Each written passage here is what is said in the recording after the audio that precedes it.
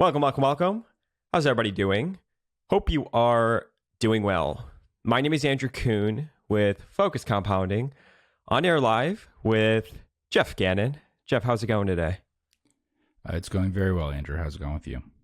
It's going great. We hope it's going great with everybody else as well. If this is the first time you're tuning in with us, thank you so much for joining us. Be sure to check out all of our content that we put out on the internet. Go to focuscompounding.com to get access to free investment write-ups from Geoff. As you could see, the last blog post was May 1st, 2023. So still active on the blog, and you can get all of that for free at our website. If you're interested in learning about our money management services, you can click the Invest With Us tab, and you will learn all the information that you will want to learn about that. And of course, you can reach out to me at andrew@focuscompound.com to get access to everything that we push out into the world. Follow me on Twitter, which is @FocusCompound. All of the information is in the description down below. So Geoff, how's it going? How's everything on your end? Happy Wednesday. Good. Yep. Any new books or anything interesting you're reading on your end that's relevant to our listeners? Any business books, anything that you think is interesting that you're particularly enjoying as you are reading it? I mean, I get to ask this every week. You finish a new book every 2 to 3 days on average. So, I mean, we should have new conversations about what you're reading every single week. Our own little book club. Yeah, I don't think so. I did a post a while back about some books that I finished. Back then, I don't remember how many I did, but I probably read a dozen or something from then. I might do a post sometime about that. Yeah, that was, I did, and before that I did one about, Disney and those. But 6 books I've read recently. That was a while ago. Some of those books are pretty interesting for me, but I don't think others would be interesting. Limping on Water was a very good book that I enjoyed a lot, but I don't think the general public would be interested in. And why is that? Because there's very little written about capital cities, and so it's someone whose career was at capital cities. So that's why it's interesting.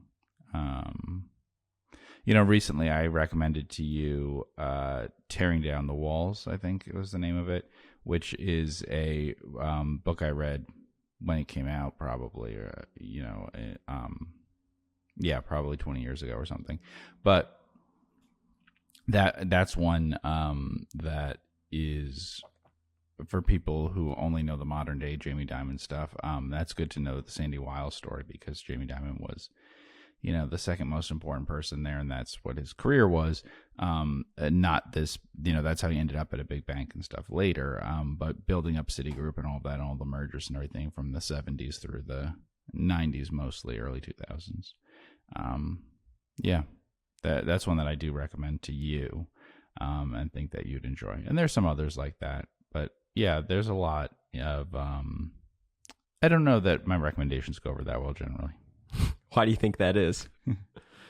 People maybe have higher standards or something, I've said that, people complaining at whether it's Corner Berkshire and Fairfax or whatever, that, there's only 1 or 2 good ideas in here or something, If there's one good idea in a book, you're pretty lucky. It's like when we talk about movie things, if you see a movie a week, then you have different standards for those things. If you read a couple books a week, then you have different standards for those. And you're interested in getting some stuff out of it and connecting with other things that you know about, So,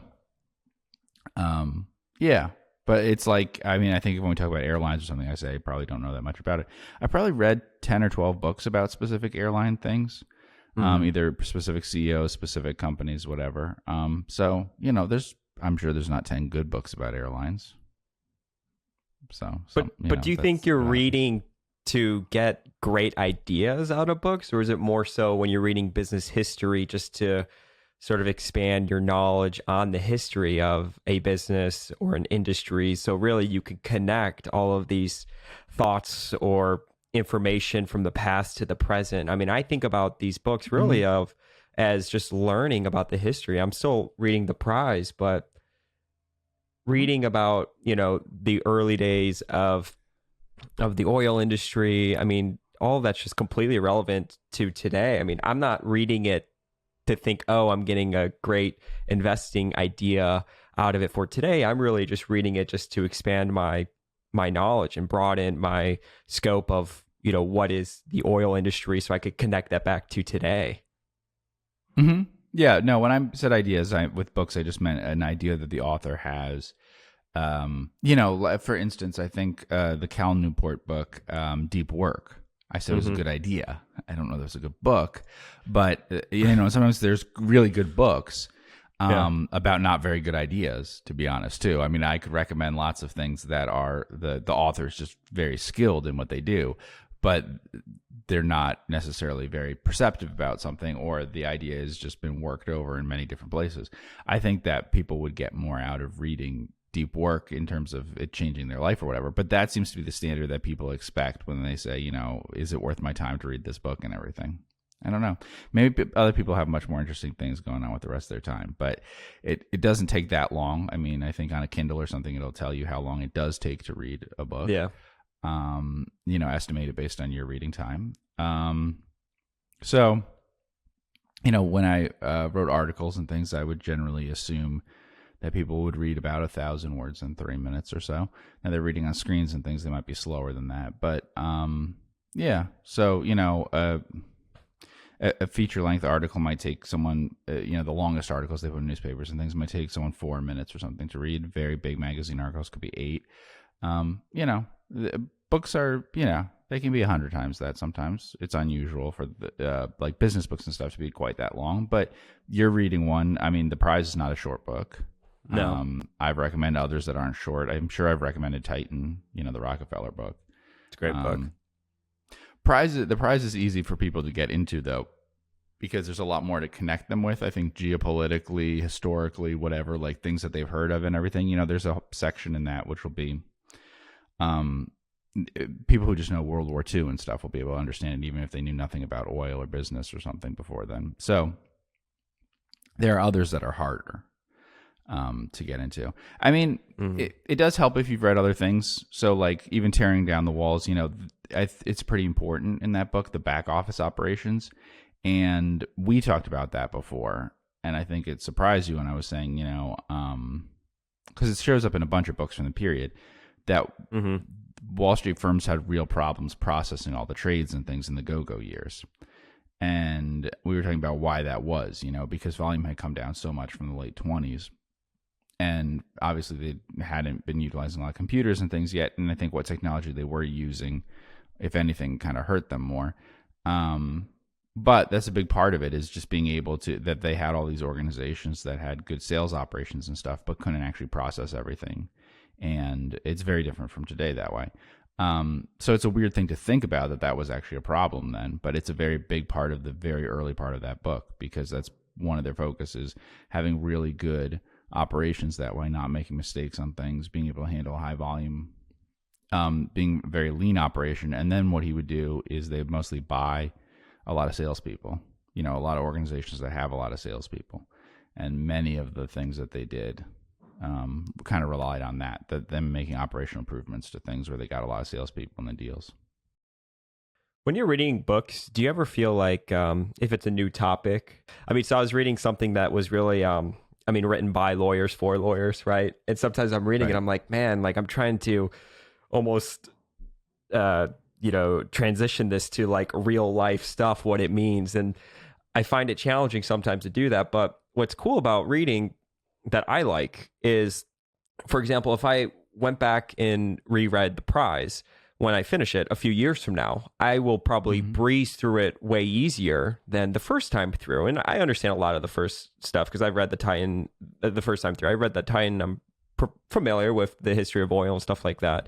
But I do like to reread stuff because it's always so surprising to me how the second time or third time you reread something, you take something new away from it. But I don't know. I almost think about it like chipping away at an iceberg. And the first time you're reading something that's an unfamiliar topic, you're kind of like, okay, I'm trying to connect these dots. I've read other things in my life that sort of remind me of this. I'm trying to understand, right? As opposed to just like reading. I'm reading to understand. But the second or third time through, or down the line, as your knowledge base grows, then you're able to quickly breeze through it more because you just have more familiarity with it.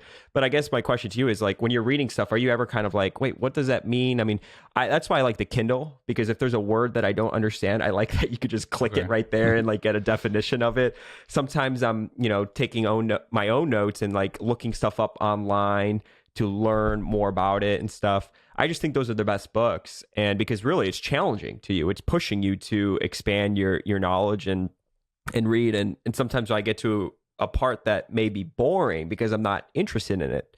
I think it's boring to me, perhaps maybe because I don't understand what it is.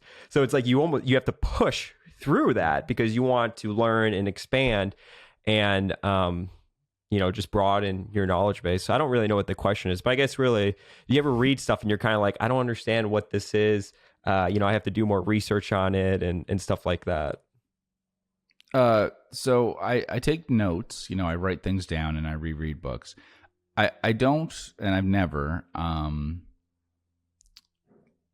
had a problem with not understanding a book, right? So, it's kind of like this thing I said with movies or something. I know that people don't like that feeling that they don't understand what's happening and stuff, but I figure it's a book. It's trying to explain it to me. I mean, the lawyer stuff that you're talking about is a little different because sometimes in certain academic writing, certain legal writing, they're just using large chunks of words that they're used to using in their profession, and they actually don't care if you understand it. They're not trying to explain it to you.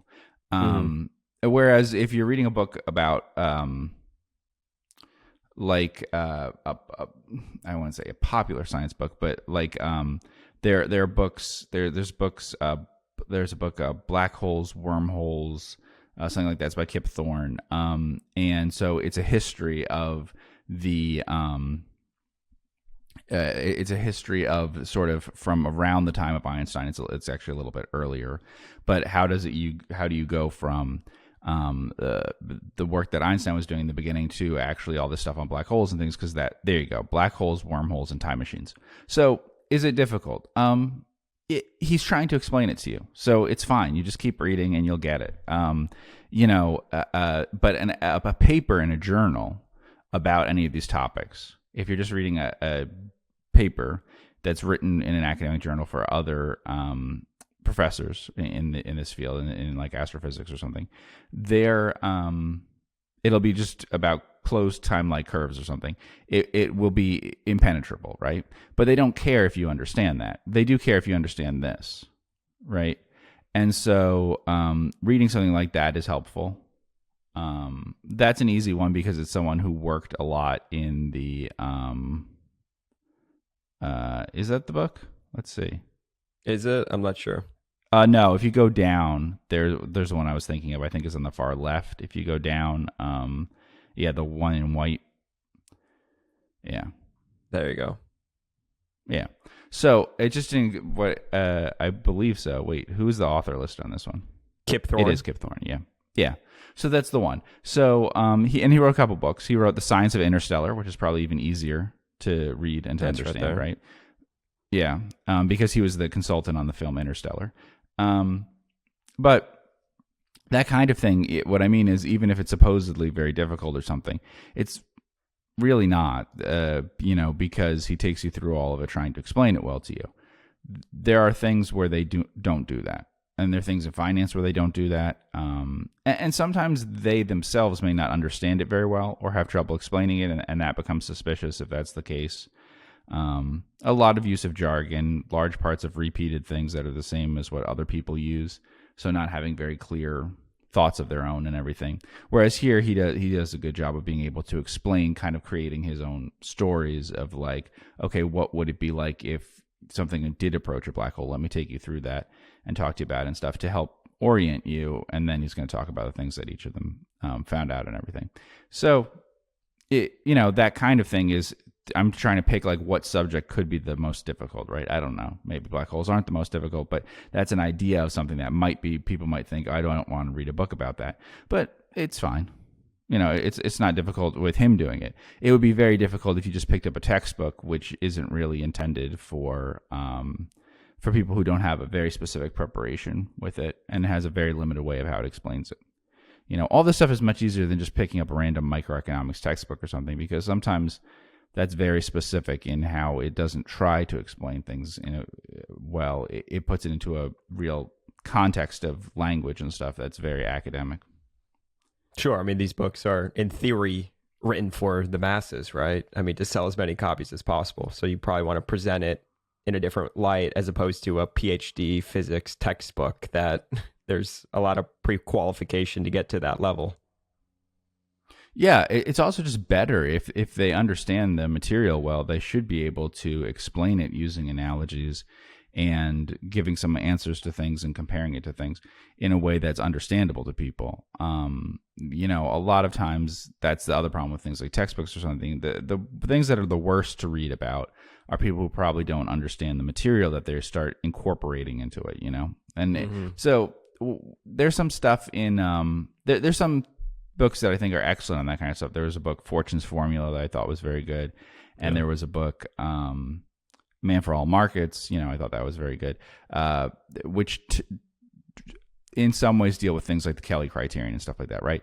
But there's some stuff, Kelly criterion, weighted average cost of capital with like DCFs and all that gets into finance things and I think is put into stuff that the people don't understand very well that they're putting it into, but they decide that they need to use it or something. That kind of stuff is the most dangerous. In being really hard to understand because they probably don't understand it very well themselves and they don't understand how they're applying it into what they're talking to you about. So it's not that a book all about the Kelly criterion would be bad, but a book that suddenly has a chapter on the Kelly criterion is going to be really hard to get through because the person who's kind of teaching you this themselves is not really a great teacher of this material because it's not something that's second nature to them. So what are your thoughts on black holes and time warps? Oh, it's first like a science book. That's an excellent book. All of Kip Thorne's books for the general public are very good. Just you might like pick the Interstellar book one day. Heck yeah, that's my favorite movie, Interstellar. Yeah, kidding me? So you might like that. Any Hans Zimmer soundtrack is just like, I mean, it's always like one of the best movies, some of the best movies. Yeah, so I mean, that one is the one that I would say if people are going to just pick up a random one would be the one to do because it also is a little behind the scenes sort of thing and stuff.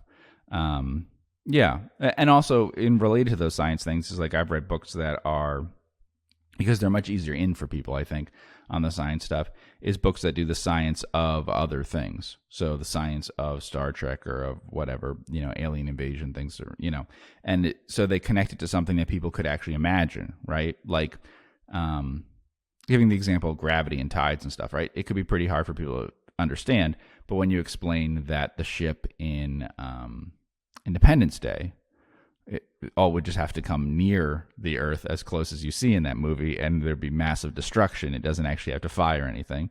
When you explain it that way to people, then they start to understand, in a much better way because they've seen that movie or they have some picture of that in their mind, and they can kind of talk about that and think about that.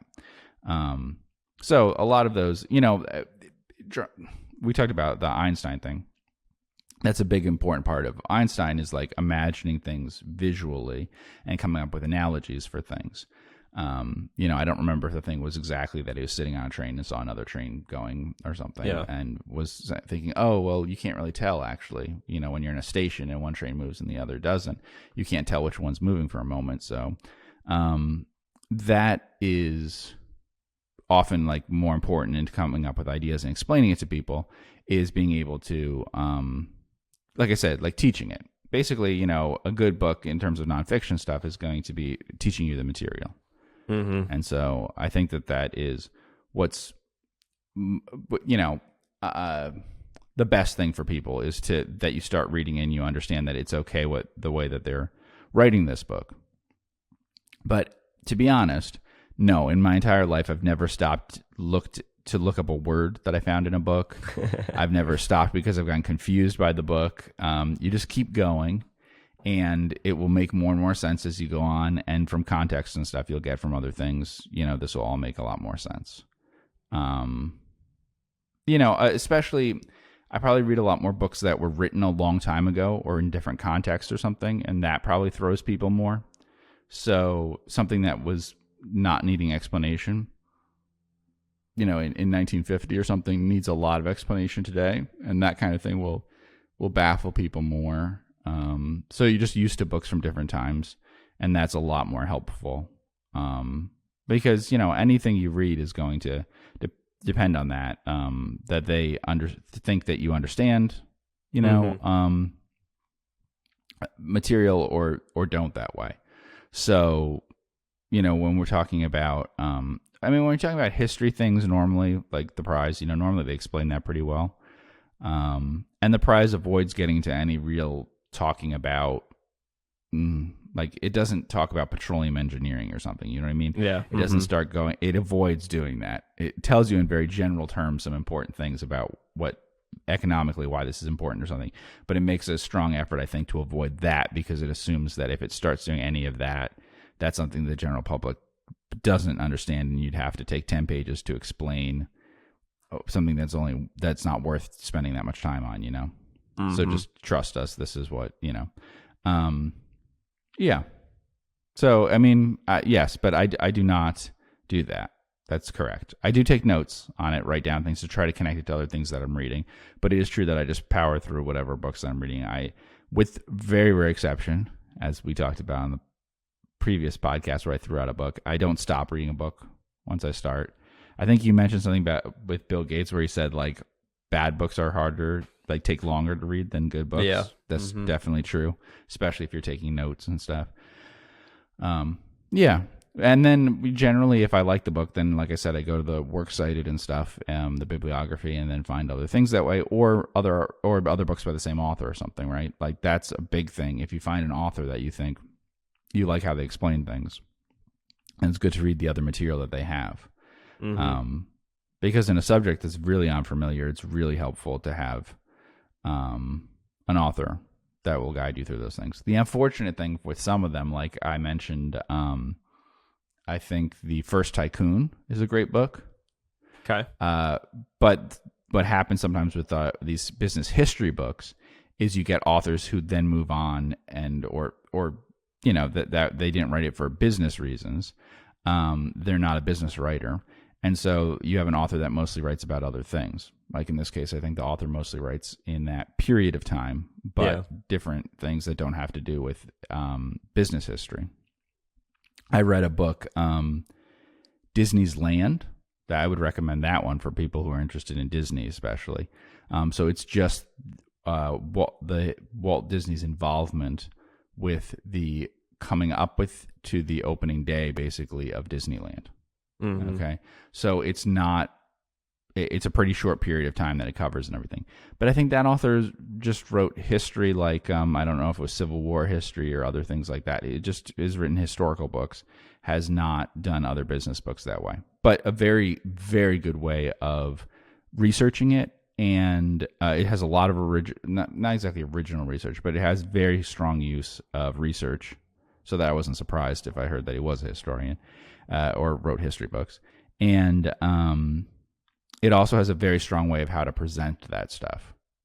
Basically, you felt like he did a huge amount of research on the stuff that's being presented to you, but then knew how to present it in a very easy for you to understand sort of narrative fashion, which is really good when you get authors like that.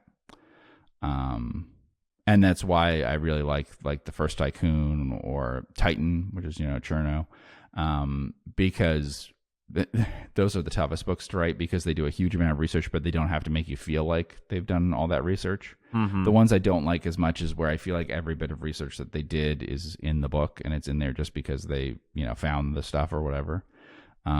So it would be horribly unpleasant to write this kind of book because you get entire things that you spend a lot of time to get the material, and then you don't use any of it, I'm always curious about like when you're reading these old books from, on time periods that were, let's say 100 years ago, and they have like dialogue between two characters. I'm always like, how accurate is that? I mean, we're going off recollection here. Are we going off what was written down in like a journal? How true is that?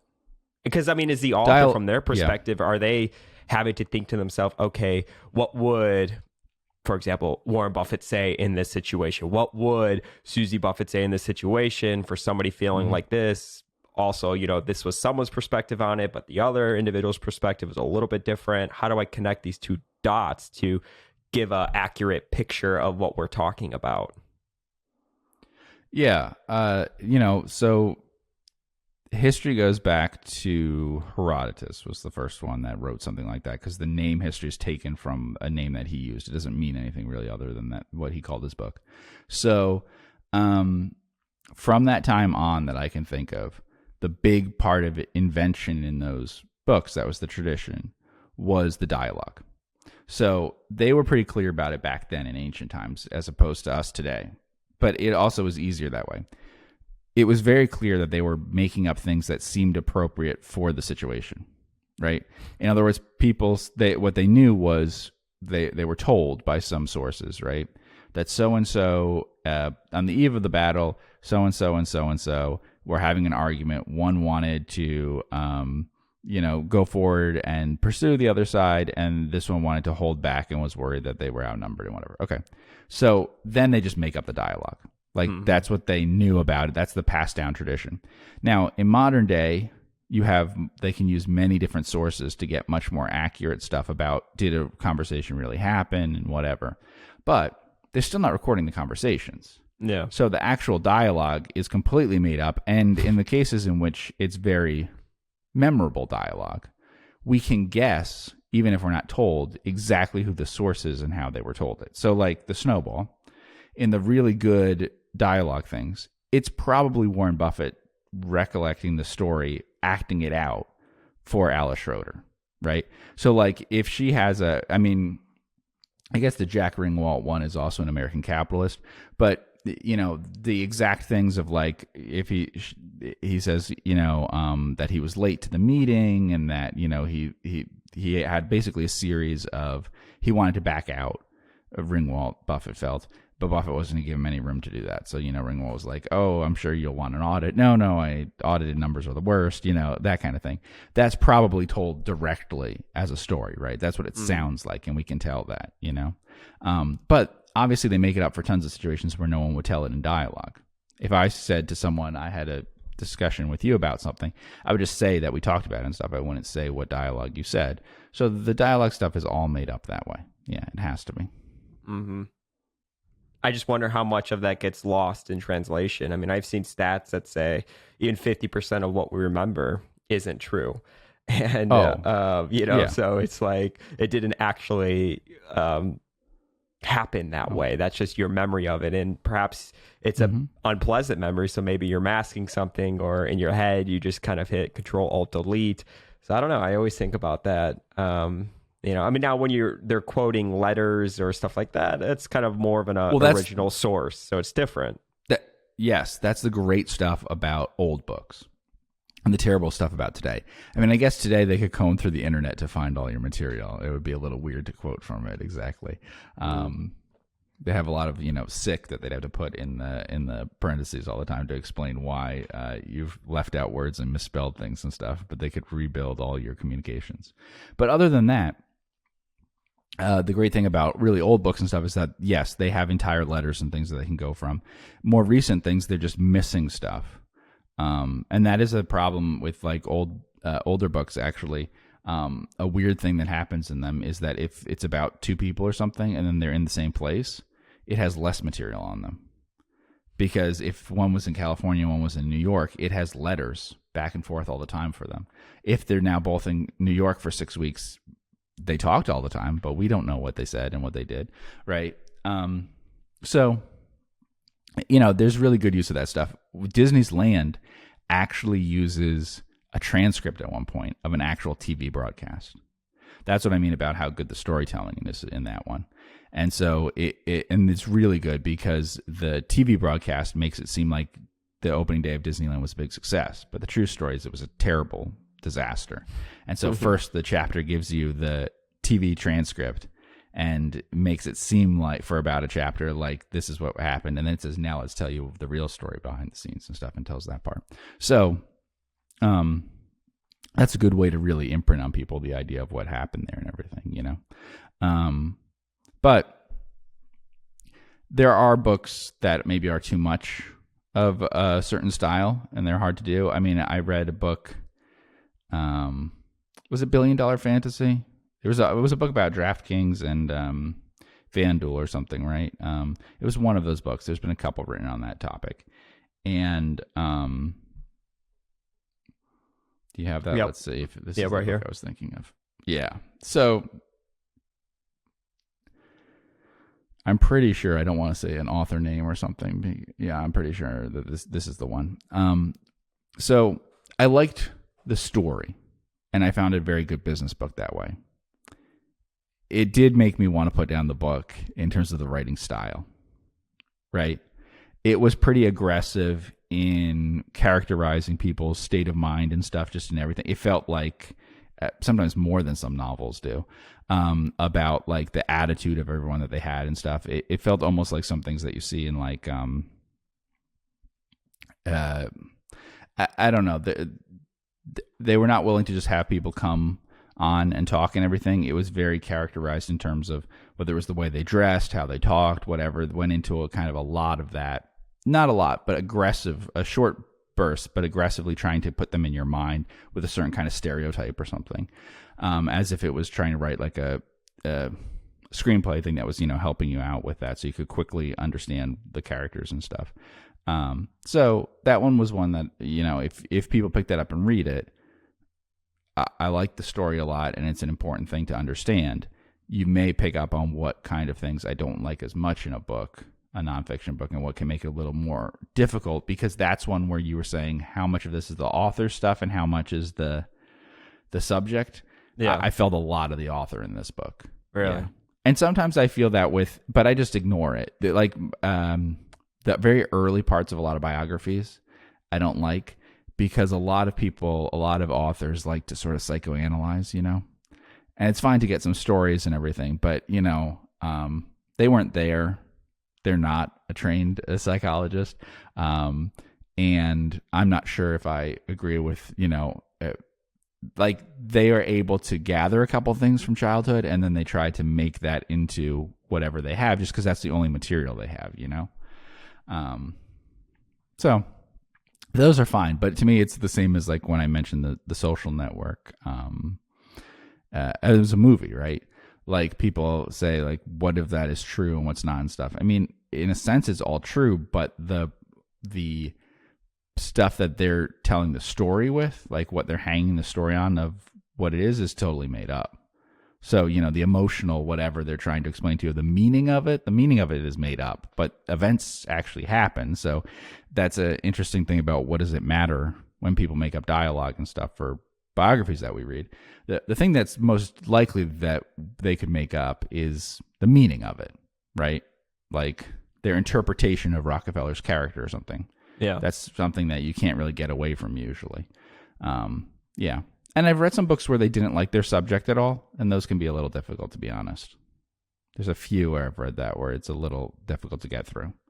So there's some that are okay, but where it is like a hatchet job kind of thing, those can be a little tough. They have to kind of at least like some things about them or something. Because if they don't, it can be a little, again, too much of the author in a different way. It's like the author criticizing or something, So I always wonder too how much of these individuals that maybe an author is speaking to, and I'm just using Buffett's example because we talk about him on the podcast, right? So Alice Schroeder, she's speaking to people in his network, his kids, his close friends, people he works with. How much of them are actually giving a very truthful,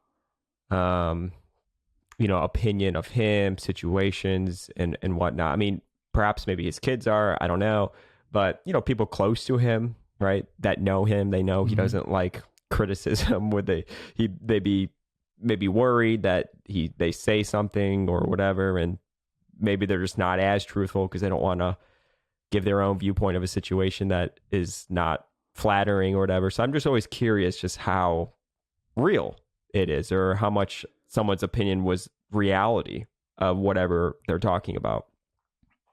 Yeah, well, Alice Schroeder talked a little bit about that, and she's given some hints that maybe more of the real stuff came directly from Buffett and a few other people, but that a lot of people around him seemed very concerned about, not that they were concerned about things getting back to him and whatever, but more that they had a certain view of him that was overly idealized, right? So I think she joked one time that someone tried to convince her that Warren didn't really like making money all that much, that money was important to him, you know? Mm-hmm. And I'm sure in some sort of sense of what they were explaining that made some sense. But yeah, and there's some stuff of that included in the book. You definitely get that feeling where he buys some shares off of Walter Schloss, that there was some conflicted feeling there that, you know, because he had basically sold him the shares because he demanded that I need the shares and stuff. And then later he did something to kind of make up for that and everything.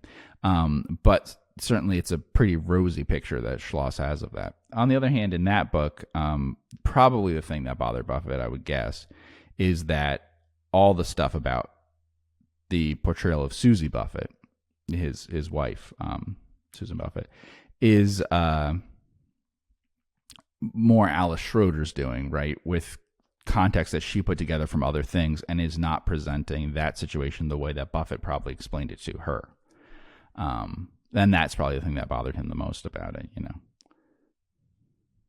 I would guess that's where I feel it is most different and that's most determined by the author on that stuff. Mm-hmm. Which doesn't mean that it's inaccurate at all. I was going to say, what is the accurate I don't think picture? It means it's inaccurate. Yeah. I don't think it means it's inaccurate. But if he had had a man write the book instead, I think it would be covered differently, for instance. Well, I mean, we have another book, American Capitalist, that, you know, doesn't dive into all that, even though it knows some of it. And I do think that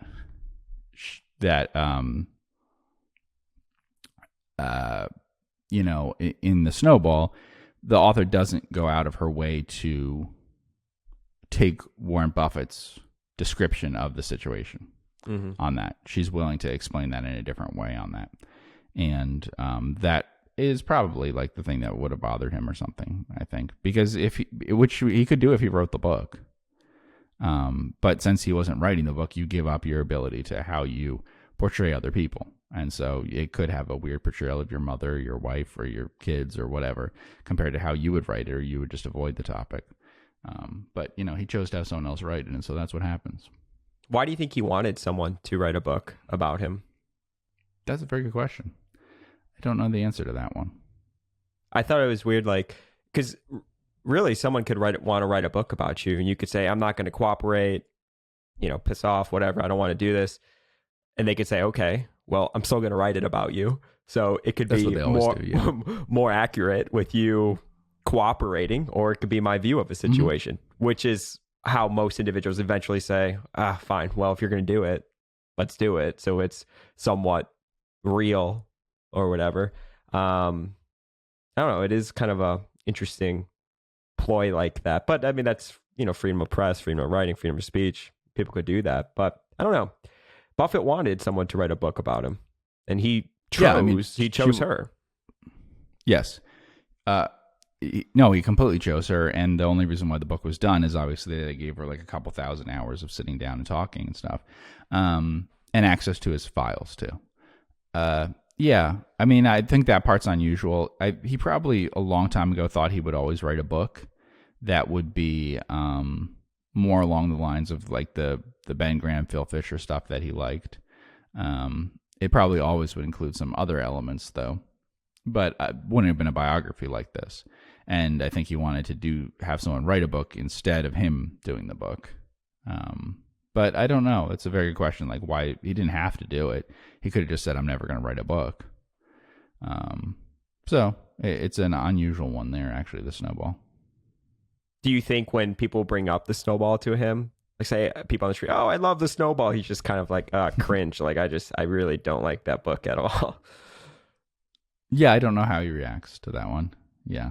Probably tries to ignore that, you know, just, but that would be my guess, knowing what we do about Buffett and everything. I don't think he would say, no, I'm not, I hate that book, I'm not going to look at it, whatever. Yeah, because I doubt that he dislikes most of it and stuff. I mean, who knows, but I think that it's probably just some specific things. I don't think that it's the fact that there's a book out there that describes a lot of the stuff from the business things and all of that. Yeah, I mean, it's not, like I said, I mean, it's an authorized biography, basically. Not that he has final say on doing it or anything, but he cooperated, like we just described, completely on that one. Mm-hmm. Mm-hmm. Do you have a favorite book? Not really, no. I mean, for me, reading stuff, I mean, I think we talked about something when I was talking about novels and things, and Casino Royale is probably a favorite. It's very brief. Novella length ones, work better usually in terms of if you have a single favorite that way. But there's tons of different authors and things that I like. But mainly for reading, you're going to do a lot of it. And so I think just that certain things are good in different ways and trying to, what I always say is like, when you read a book, you just want to say, what can I take from this? What can I, literally what can I steal from this and stuff, whether it's ideas or whatever things. But also, you don't have to necessarily believe that how everything's portrayed in $1 Billion Fantasy by the author is exactly how it happened, or that that's exactly how you'd write it or whatever. But there's just general stuff that could be really useful about understanding that industry and everything, and being able to apply it to other industries. So just the way that it works with regulatory things, with the customer acquisition stuff, or any of that thing, and then you can apply it to other areas. So there's some books that I really enjoy for what I can get out of them. I wouldn't say that they're great books or something. I read Ben Graham's memoirs. Wouldn't necessarily recommend those to other people, and you have to find them. It could be a little more expensive to find. The book Distant Force on Teledyne, got a lot out of that, but I wouldn't recommend it to people. They're going to find it very boring, and it's pretty expensive to find usually.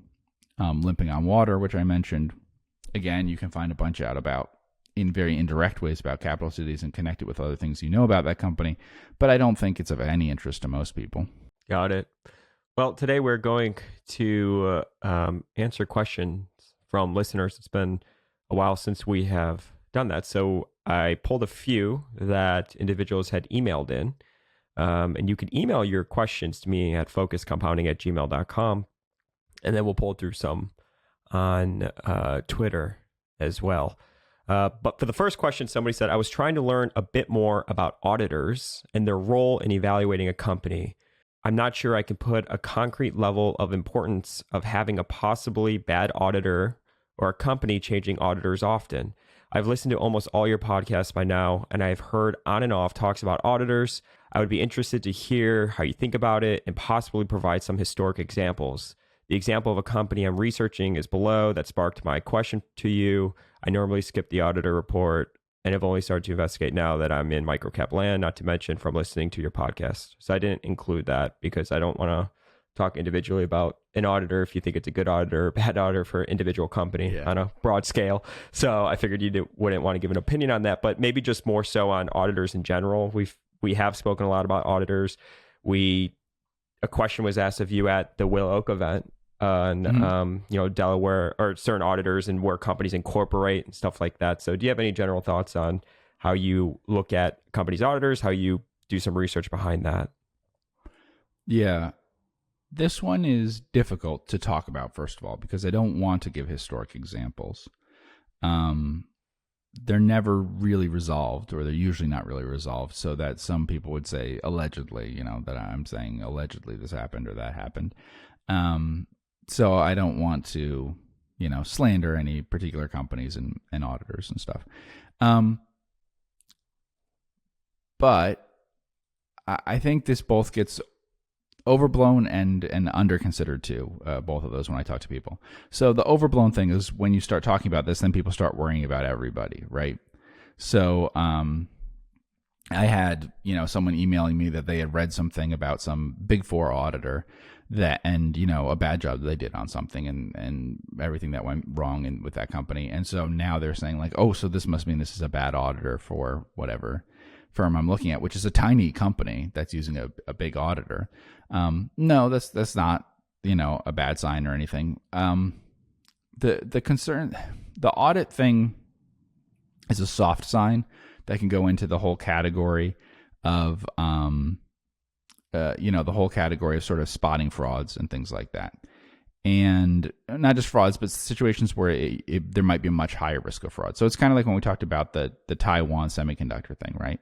What I like to say is, if your average company has like a 1% chance that there's going to be really bad things happening here because of the management misleading you, whatever things, what you want to do is, what are the situations where it's 10 times higher, right? Like if it's 0.5%, 1%, whatever, what are the situations where it's 5%, 10%? That's what we're worried about, is finding those most likely ones. What is the 1 out of 20 companies that just seems like something else is up here and stuff? The reason why I don't like to talk about it is because it's been, it gets picked up on, to be honest. We talked to a company once, and I'm sure that they asked them some things about stuff because someone knew that I had a concern about some auditor thing. I know that someone took and linked to a thing that I had written about a firm where I was concerned about their auditing thing. I'm not going to say the name of that company, but it delisted. I assume it'll relist at some point and stuff. But in that case, what had happened is I believe two things. One, I thought there was a higher risk of them misstating things about their inventory. And you could find this out for things that weren't just the auditing. But the second thing, which is the one that made me single it out to complain, is that while they used a standard disclosure, which is technically true in their case, there's been no disagreement with the auditor. That's not why they resigned, blah, blah, blah. And, I felt it was misleading what they were saying. So basically how I reconstructed the situation by looking it up is I felt that there was a firm where someone audited the company at that firm for many years. And then there was action taken, like PCAOB type stuff, against the firm overall, because I believe, and this is not a matter of like public record on this stuff, exactly who did this and with what thing, because they don't single out what firm they were working on, but probably it was this firm, this public company, where there was inadequate supervision by a partner at the firm, but there's just one partner firm, of the person doing the audit, right? So, but how I reconstructed it is, okay, then the person who was actually doing the audit probably quit, left, because now that auditor can't audit public companies for a while, and started up their own thing and continued to actually audit this firm. That was my interpretation from reading it. It doesn't tell you any of this, but from looking into it, what I felt is they said we changed auditors, and they did not change auditors. What happened is they changed the names of the firms, but I believe the same person probably wasn't supervised on the first thing and was doing all the audits, and then was set up their own firm and did the audits for the same company. So he didn't like that, and didn't like the way they disclosed it, but lots of companies will do that. Like technically, I didn't feel what they were saying was a lie, but it was misleading in every way, trying to explain the situation. And so that one was also combined with stuff with the possibility that there was accounting issues. And it was accounting issues with inventory growth, which we don't talk about all that much. But basically, it's easy to detect in that the stated earnings weren't producing a lot of free cash flow ever. Actually, the company just was pretty much cash flow neutral, even though it was growing all the time and stuff. Even though it was very profitable. Now, the argument is the reason why is because the free cash flow was going to fund growth and stuff. But the inventory, and then also breaking down how much of the inventory is work in process stuff versus finished, and what kind of stuff is it, and how do they review the inventory for possible obsolescence and all of that. And then also in this case, what was most worrying, of course, and this isn't weird, companies do this, is that their credit line was dependent on the value of the inventory. That was their borrowing base, right? So like we talked about oil companies or something, their borrowing base might be set that the value, let's say like the present value of your oil reserves or something, might be used for how much you can borrow. That gives you an incentive to misstate the value a little bit, right? Because if you really need money, okay, let's just, adjust something here about what's proven or not or something. And then we can borrow a little bit more. In this case, if all you're borrowing is that you can borrow half or a third or whatever of your inventory, stated value, then you might misstate your inventory. So that was a concern on that one. The auditor thing, here's the thing. With a management I trust, I don't care if they give me unaudited things. I would rather unaudited financials from management that I'm fine with then audited by the best auditor that I could choose for a firm that I do not like the management and what they're doing. The auditor doesn't prepare the financial statements, and it's not a very good protection against, fraud and stuff. I think in general, also, knowing what someone's up to and stuff isn't even a protection. I got to remind people of this, but like if someone is trying to misstate things to you and stuff, thinking that you understand how they're doing it and what they're doing and everything isn't a particularly good protection.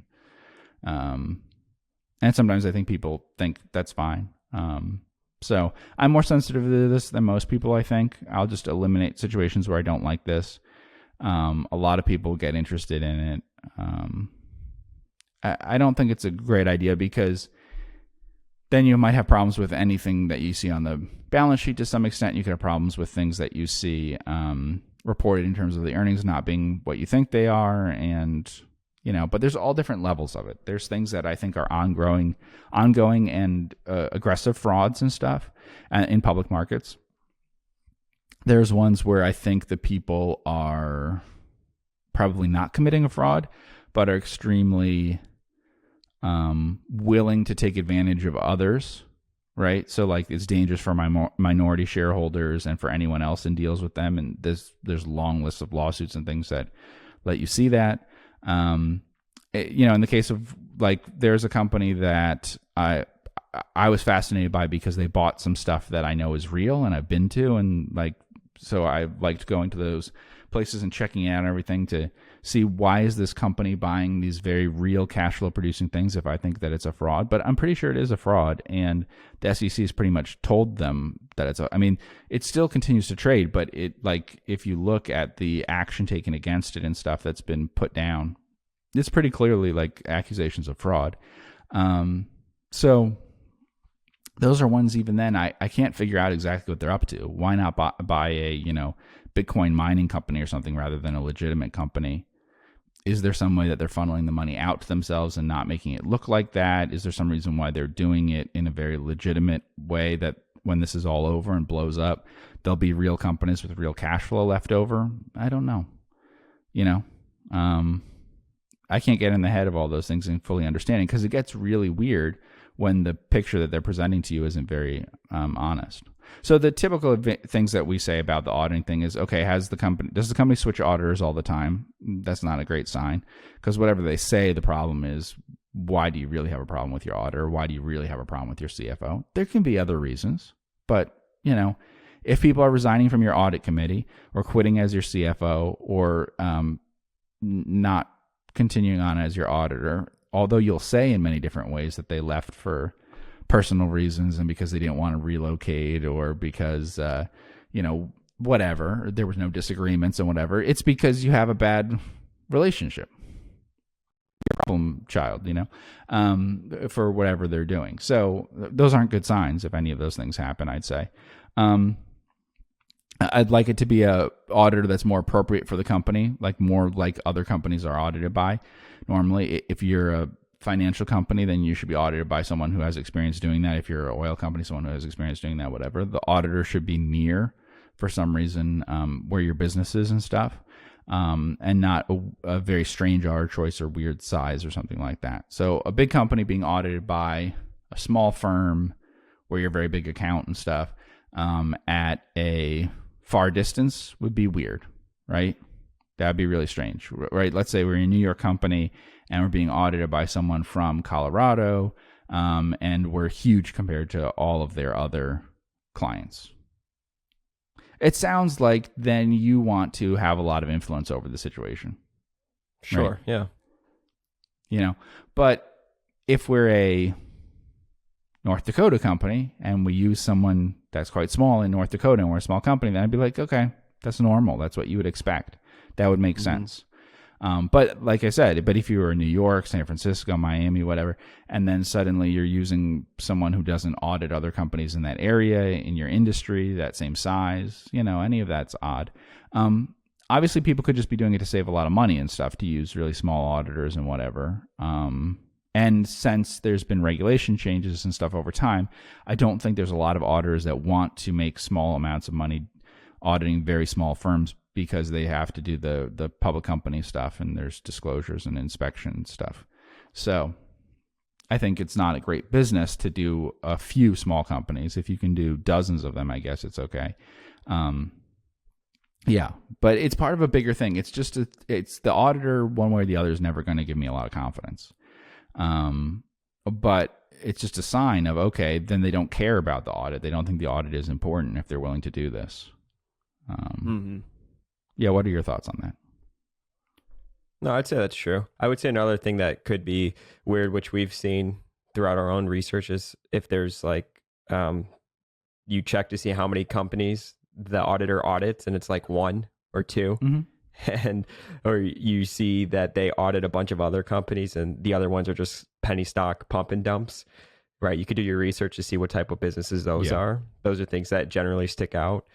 We have seen it a few times, I think, where like the company's in one part of the United States and it's being audited by a firm that's, you know, across the country in like a small town.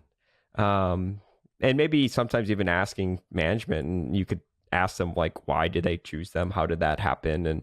And, you know, sort of the story behind there. But no, I mean, I like to look at to see what other companies they audit. And if your business you think is legit, but they audit a bunch of other companies that aren't legit or are pump and dumps or have had issues in the past, that should be a huge tell to you.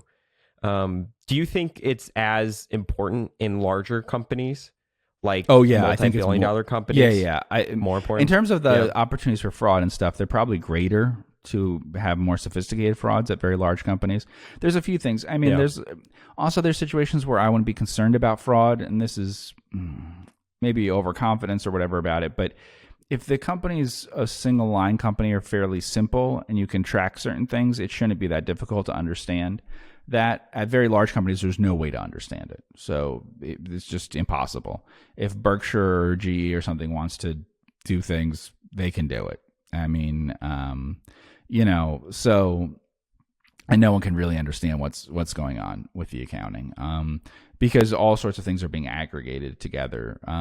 So I think it's much easier with smaller companies that way. And the income statement's going to be the hardest one to understand. You know, and then you've got your cash flow statement, which is a little bit easier that way. And your balance sheet's probably, you know, for a lot of companies is the easiest, but not always. There's companies that have level 3 assets and stuff. And so I think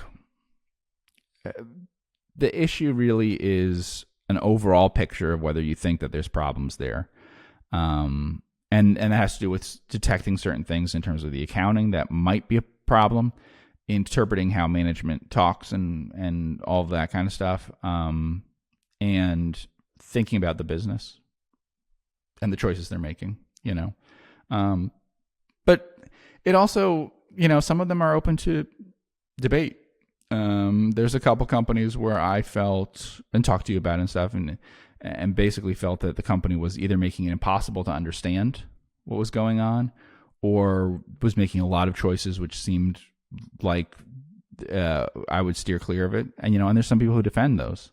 And I'm thinking of a couple multi-billion-dollar companies, you know, and that hedge funds are in and stuff.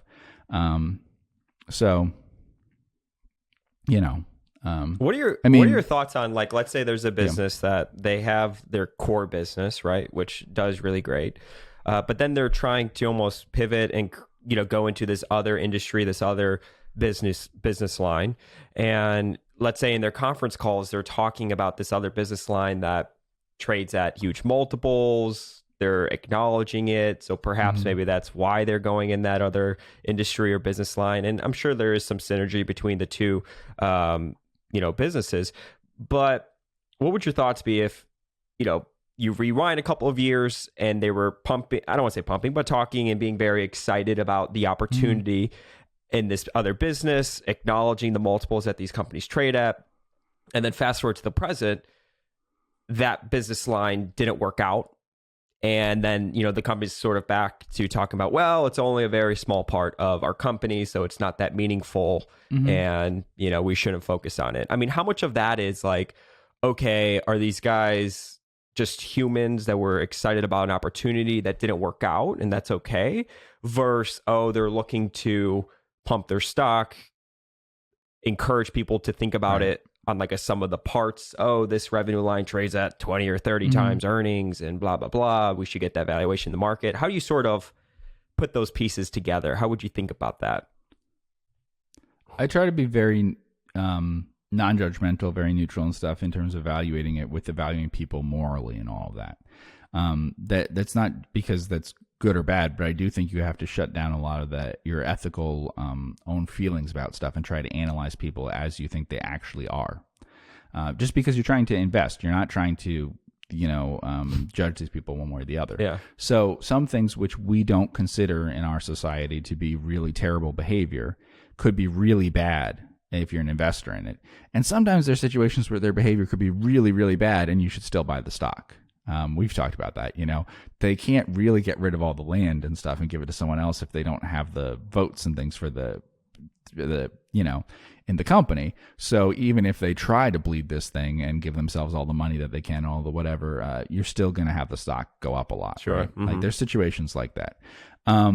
There's other ones where that's not the case, and I would worry. So when we talk about banks, for instance, I don't know that morally the people who were at these failed banks did things wrong, but they took a lot of.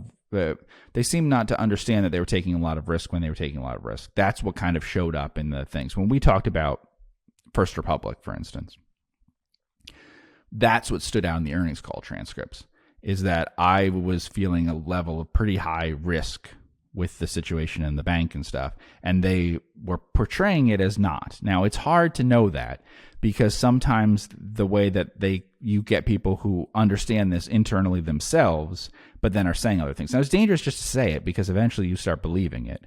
But when you read histories of the failures of investment banks and things, right, they can look and say, oh, we're going to be out of business in 10 days or something, but then go out and make statements and pick up the phone and to counterparties and things and make it sound like they have explanations for everything and everything's going to be fine.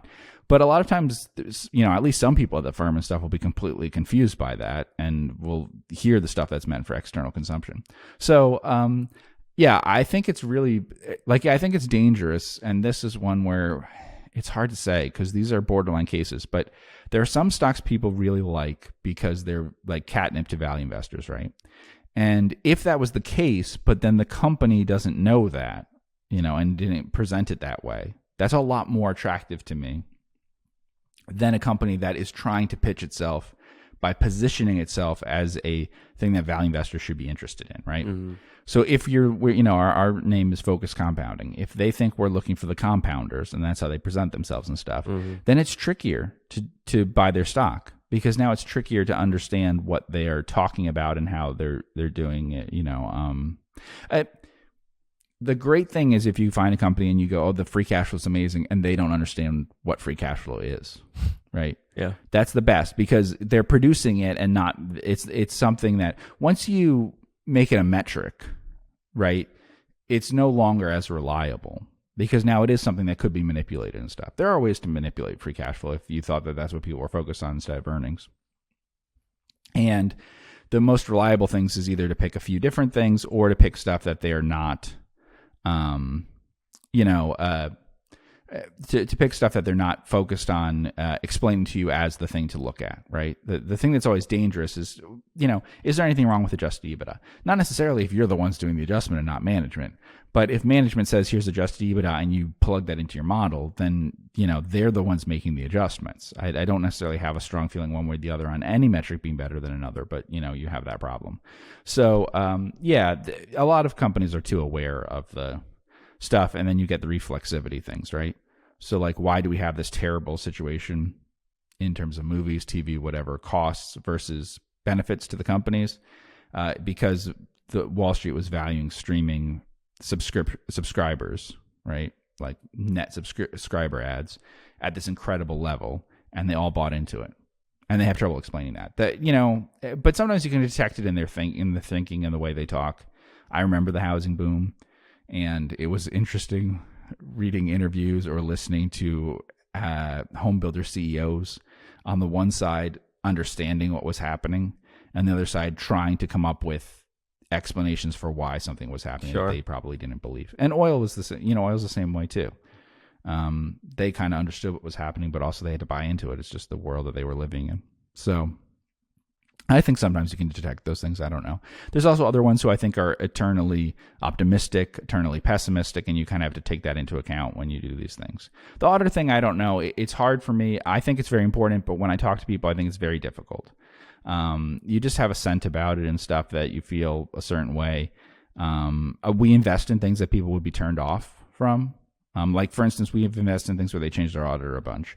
Honestly, I think the auditor's dumping them most of the time. I mean, we're a fairly small fund. We have problems with the giant financial institutions probably don't want our business. If you're among the smallest publicly traded companies, they're not really making a ton of money by doing this. Yeah. And you want to be really, really cheap. Sometimes it's that you want to be really, really cheap and all of that. So I don't know. We also invest in companies that spend an incredible amount on their audits. So,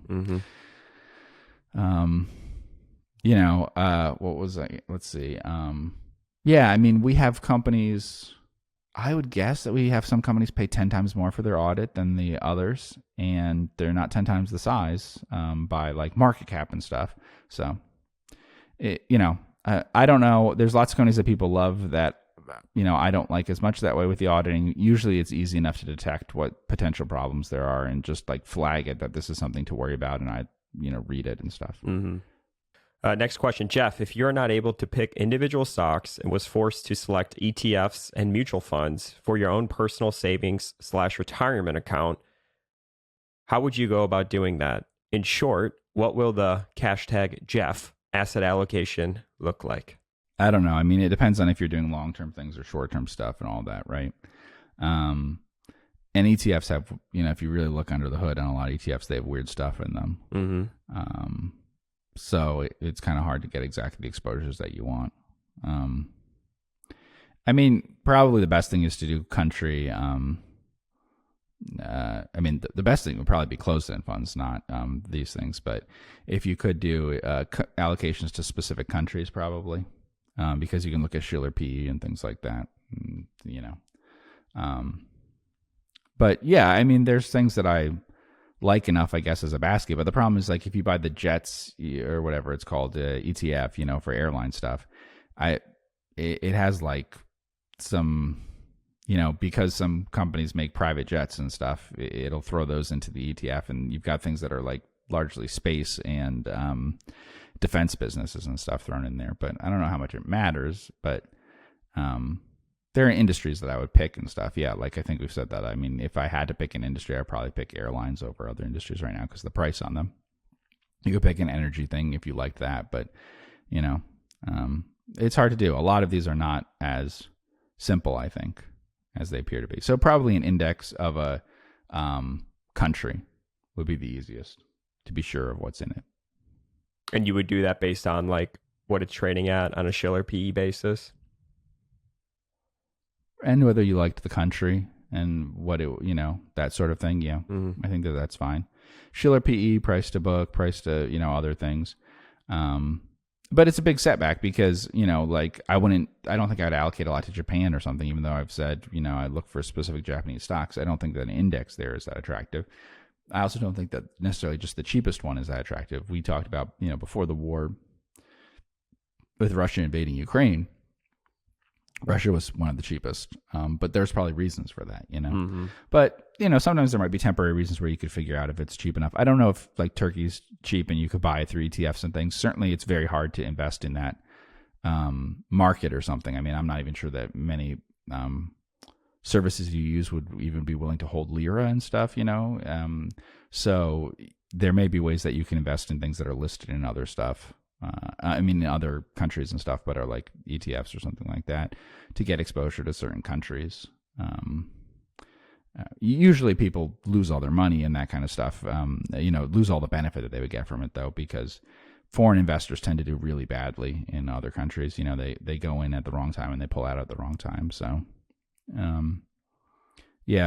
it's just very hard to know. I mean, I would look for what's the lowest allocation to things in an index and what's the lowest weightings and avoid the ones that are the highest weightings. Start from the bottom up looking at that. So like if today, I don't know, materials is very small compared to, information technology or something, then I'd start with the ones that are really small if you had to pick ETFs that are in a category and try to see if they're undervalued or something, Got it. Next question regarding 10Ks. It often takes me multiple days to read an entire 10K, including notes, yet it's my understanding Buffett has said he reads a 10K in roughly 45 minutes. It is also my understanding that he does so by knowing which sections to skip over and which sections to pay attention to. Do you read 10K so quickly as well? If so, how do you manage to complete it in such a short time? Do you actually read the entire 10K front to back, including notes, or do you skip to certain sections while focusing on other sections that are important to you? If so, which sections do you ignore and which do you focus on and why? 10Ks vary a lot in length. I've read 10Ks that are about 50 pages and about 200 some. I think investment bank 10Ks are some of the longest. And, there's others that would be odd lengths for that reason. There's been some inflation in the 10Ks where, when I read them back in the 90s, the same company now is twice as long. A lot of that is just like standard disclosure, ESG risks, whatever. I do read it. I know I read it within like 90 minutes or something because I only set aside about 90 minutes to read anything.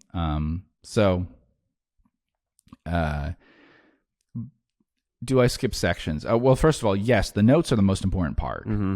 If you were going to skip sections, it would be the things that seem like a repetition. So there's some weird 10Ks in which they seem to repeat everything twice. Yeah. This is a bigger issue with some other kinds of SEC filings and some filings in other countries, but they do repeat the exact same language at times, like put it in different places. So that's an issue.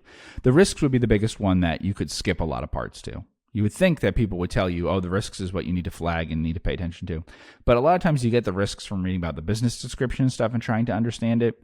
There are company-specific risks, but if you read a lot of 10Ks, you're going to see that everyone says that global warming is a risk, that COVID is a risk. And before COVID, it was SARS, that having access to money and stuff is a risk. And they left that in when it was easy to finance everything. And, my favorite one with that was included in a company which said that they had not borrowed on their credit line in the last 10 years or something, mm-hmm. that their, interest rates could rise and whatever. A terrible risk for a company that never borrows money. Risks of terrorism, risks of cyber, risks of all those things. And fine, they could be risks. I mean, I think the SEC even told people to not do this, but they just do it because lawyers are willing to do this. It doesn't make sense for a lot of companies to include it, right? Like the SARS thing, there were some companies, movie theaters and stuff had included that years back, some of them, which is good because then COVID happened and look, they shut down everything. So it was an accurate way of them predicting that our industry could have risks others don't. Totally appropriate to mention in airlines and movie theaters. Global warming is a mixed one for most companies because it can even be misleading. Like, if they want to talk about it, that's fine as a risk, say an insurance company, but they also have to be honest with you that we price premiums to a certain level. And, these things, we don't write insurance that lasts 100 years at a single premium up front. So it's, actually less car accidents in the future might be as big a risk to us in our car insurance business as global warming is in our catastrophe business, because it's not our problem. Like, if we can price it correctly, our customers will pay for it. It'll just become a much bigger market if there's problems. So a lot of times they're disingenuous with a lot of that. And some of the risks actually are actually good things. When they say risks, we might be considered a monopoly. The government might try to break us up. They might limit all these sorts of things and stuff. That's probably a good sign. That's very redundant. There's probably some other sections that are pretty redundant. I look for the same things and check them off and everything. So, if I'm reading the audit opinion, I just have to look for the specific things that indicate an unqualified opinion and stuff and check. Okay. For the companies we're looking at, a lot of times they aren't going to have an opinion on the risk stuff or the internal controls. At bigger companies, there'll be other stuff that way.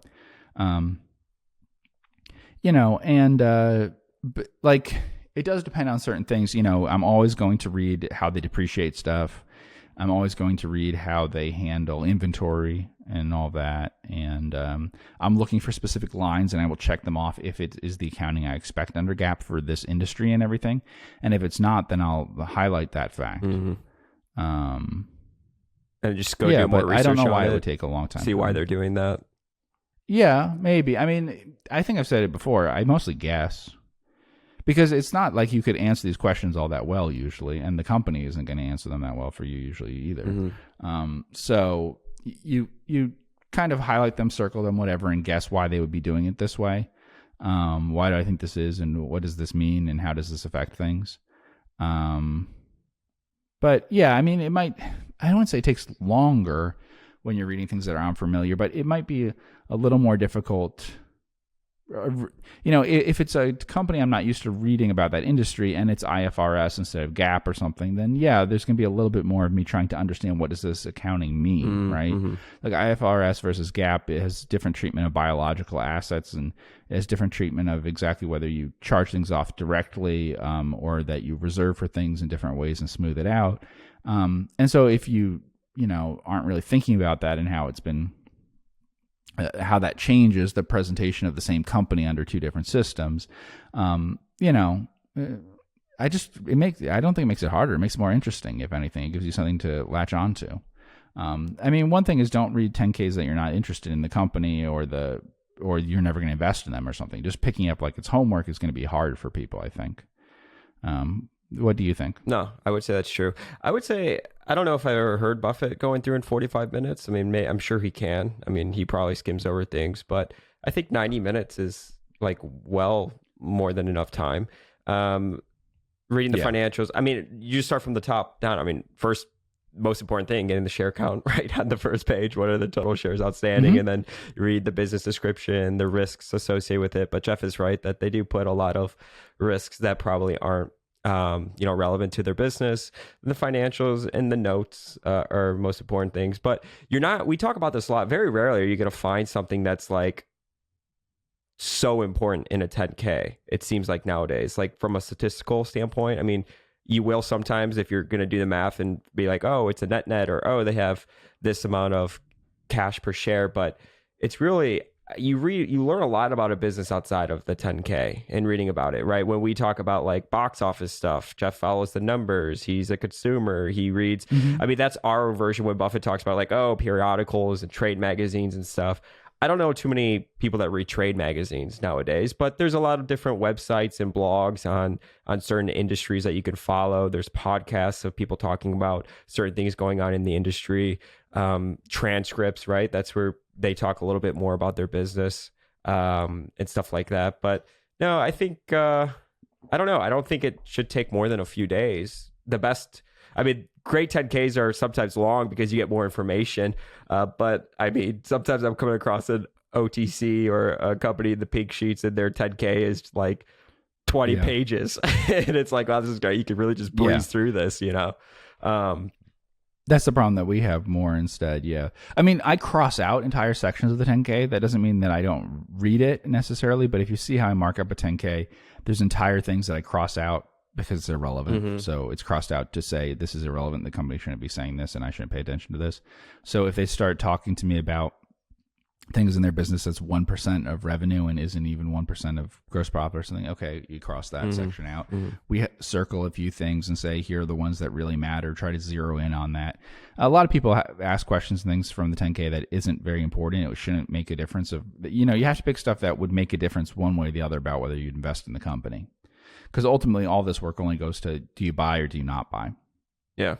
So, I mean, a 10K is not going to explain, the 10K is not going to explain, oh, our customer base is super loyal and we have this ecosystem that we sell through this phone and we also have a monopoly on apps that get uploaded to this phone and, oh, that you could buy a MacBook and you have your AirPod. I mean, like 10Ks, they're not going to speak like that. So I just think a lot of this other research you have to do is just to really learn about the business and its moat, its durability. That's not going to be in the 10K. Now, you could get a tell that there's something there, high gross margins, high, turns, long-term profitability, the stability of the margins over time. These are things that tell you a lot about the business that you can learn about. And we do that when we go through Quick FS, right? Like, oh, okay, you know, the inventory, it turns over their inventory a good amount, or has low gross margins, but high return on invested capital, that's a tell, or high invested capital and you know, high gross margins. I mean, there's just little tells that you could pick from a quantitative standpoint, but that doesn't tell you about what you really want to know, right? Customer and competitor decision-making, the position in the industry, why it's going to last and stuff like that. Yeah. And I'd say most of the time you can't tell for sure. You know, and a lot of, for very good stock and stuff, I can probably make a decision just based on reading 110K. And for very good stock, I'm sure that Buffett can do that. But it's based on a lot of guesswork about what is presented in the 10K and what that could mean. And not as much direct information that you have. However, you know, a lot of direct information on some things isn't necessarily all that helpful, because it really matters on what the few variables are and how strong they are. And if the signal's really strong on some things, then it doesn't necessarily matter a great deal for other stuff that you could find out, and it's not worth all your time that way. But just like the idea of how long it takes to read the 10K and everything, you know, that's worrying. So I would just read it, get through it, toss it out. I mean, you know, the vast majority of them aren't going to lead to a decision to buy or not buy. So, I mean, that's why I say, you know, set a timer. Like I said, like 90 minutes. Okay. If you can't finish in 90 minutes, then just throw it away at that point, you know, just stop reading. I think it would help. I don't think a lot of people are going to do this, but to print it out and to have a pen in your hand taking notes and to have a calculator. I know not a lot of people are as comfortable guessing with things. I realize that that's something that I do. I write all over it that way. You'll notice that a lot of times I say it's more than this, or it's close to this, or whatever, because I'm doing it in my head. But I know that lots of people aren't as comfortable with that. Buffett definitely is. You know, truncate this number, round this to that, multiply this together, you get a number that's close to it. That's all that matters. Move on. I do that. Buffett clearly does that the way he talks about things. So I think some people are uncomfortable with that, and so they're not just taking numbers and multiplying them together and doing this to find out ratios of things the company doesn't give you. So I'd strongly recommend using a calculator for that, so that you do feel comfortable that way, you know? Mm-hmm. So you go, okay, what's the operating profit per location then? You know, companies don't tell you that, but they tell you their operating profit or their whatever, and they tell you the locations. You know, I mean, I've done that for companies where they say our four-wall EBITDA is this, that, you know, some write-up says, and I'll just mention, you know, okay, but they've, you know, when you then divide their numbers that you try to come up with that into that, they've never hit their model, or they always hit their model or whatever. But people generally will use stuff from the investor presentation, even if the company's never actually achieved that exactly. Mm-hmm. Mm-hmm. Alrighty, so we're just going to transition over to Twitter now. Follow me on Twitter at @FocusCompound to ask questions in the future. And the first question says, can you talk about your thoughts on the Bruce Greenwald approach to valuation? Asset value, current franchise value, future franchise value. And this is his model that he has. I think if you actually Google Greenwald, Columbia Business School class or something like that, there's like transcripts of it. And this is what he talks about. I think there's videos online as well. But any general thoughts to breaking down a company, thinking about like asset value, earnings power value, total value? Yeah. So first of all, this is not my kind of thing to do, because I don't come up with exact valuations for companies, don't do projections of the future and all that. And this is obviously very highly formalized in terms of being theoretical to try to apply something that can go to all sorts of things. The value of the company should be its highest and best use, right? So when people ask, like, how would you value a lot of companies, or what value would you be comfortable with them at? It is first liquidation value, then it's their value in like their asset value, which would be like a current value, and then like a tangible book value and things like that. What's the replacement cost of it and all that? And then only for some companies is it have anything to do with earning power to me. So all the things we try to invest in and stuff, we look for it to be the earning power. And then it's a question of the durability of that, of how far that goes into the future, how much they can invest, and whether how far it is above their cost of capital, right? Which I'm not worrying about what their cost of capital is. I'm just assuming that it's a lot like everyone else's in the stock market, and they're not going to use leverage and stuff. I've never looked at stuff from his class. I've obviously read his books, Value from Graham to Buffett and Beyond, or whatever, like the updated one.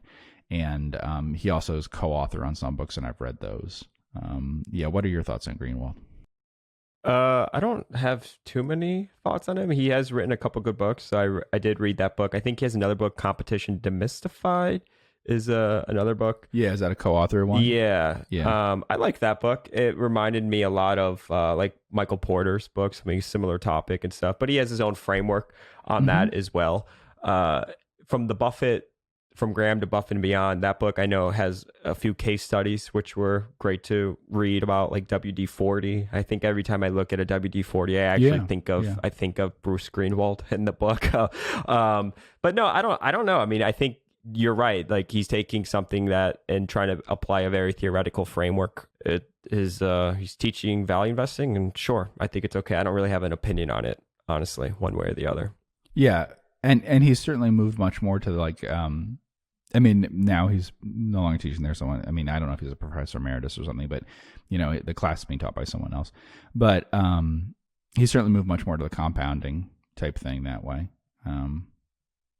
My feeling is you have to move all the time with whatever opportunities that you see there. So we're willing to do either sort of thing. But I think the big important one is, like I said, with the highest and best use thing. And I think Graham even recognized that and stuff. Graham never believed that growth stocks should sell at, some low price to book or something. But I think that analyzing most companies on both bases makes some sense, obviously. So the way of doing it, like as a tiered system where, there's some things that add more and more value, if that's what you end up with, does make sense. But the actual calculations, like from those books and stuff, it involves a heavy dose of assumptions that could prove to be very wrong in terms of the actual math involved, but low confidence in anything that the math puts out. Mm-hmm.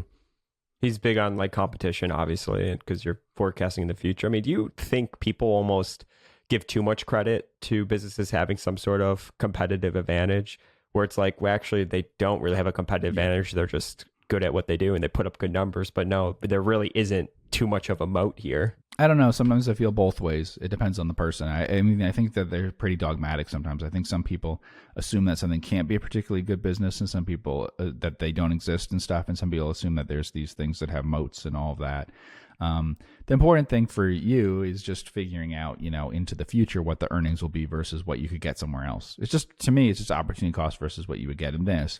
And so, but this can lead to really ridiculous things. Not that he's doing this, Greenwald, but you have a DCF, so you assume some terminal growth rate or something. The only reason why you're doing that, it's simpler than dealing with the issue of like, okay, it approaches a limit of the return on capital being equal to the return on capital to your opportunity costs and stuff is basically what you're saying. Well, what will actually happen in the real world usually is that something that's earning Walmart like 30% returns on equity or whatever in the 70s comes down until the point where it's at like 10% and not using leverage and stuff. And so there's really not value in the growth in the future.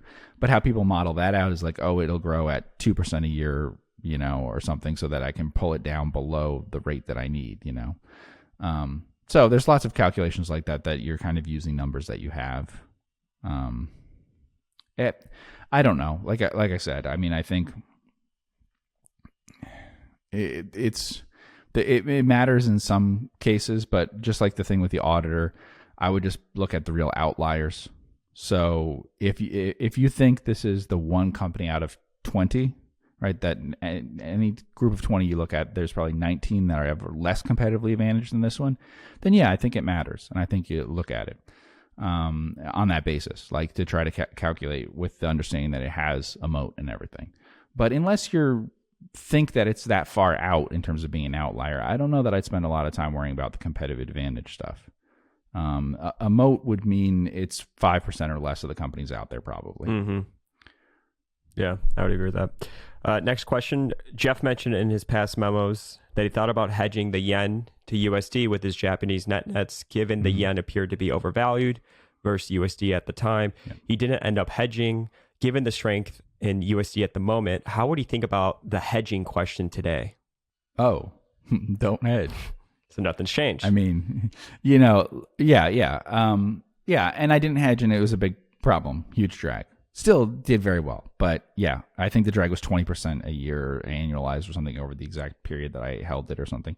It was tremendous. It reduced returns from like 50% in local terms to like 30% or something.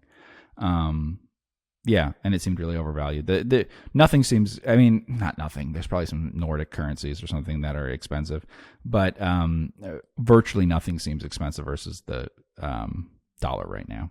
So to me, for American investors going out in the world, be happy that you can own it and not have to worry about hedging if you don't want to. Mm-hmm. Let's see. Buffett has stated effectively, ideally you want a business that engenders more and more growth while requiring less and less capital. How would you go about confirming that with a business in quantitative terms? Well, I mean, what matters is the return on incremental capital. So the way that I calculate that is I figure out how much I think it's going to grow, and then I look at capital as like a tax on that, basically. You know, I've said this before, but I don't actually, even though I talk about return on equity and stuff in this podcast, that's never how I look at it. What I say is, okay, do I think it will grow 5% a year or something? And do I think it'll do that without actually adding to its assets and stuff like that? Sometimes they break it down for you, what their plans are for the future. There's a company, Transcat. It's turned out to be a very successful stock, but not for the reasons exactly that I thought. Or maybe for the reasons I thought, but people anticipating it or something. But that's an example where I looked at the company and I said, oh, what they're pivoting to and what they're going to do, I think they're going to be able to use less and less capital relative to what they're going to generate in returns. They already had a lot of places to recalibrate things and stuff. It's a calibration company.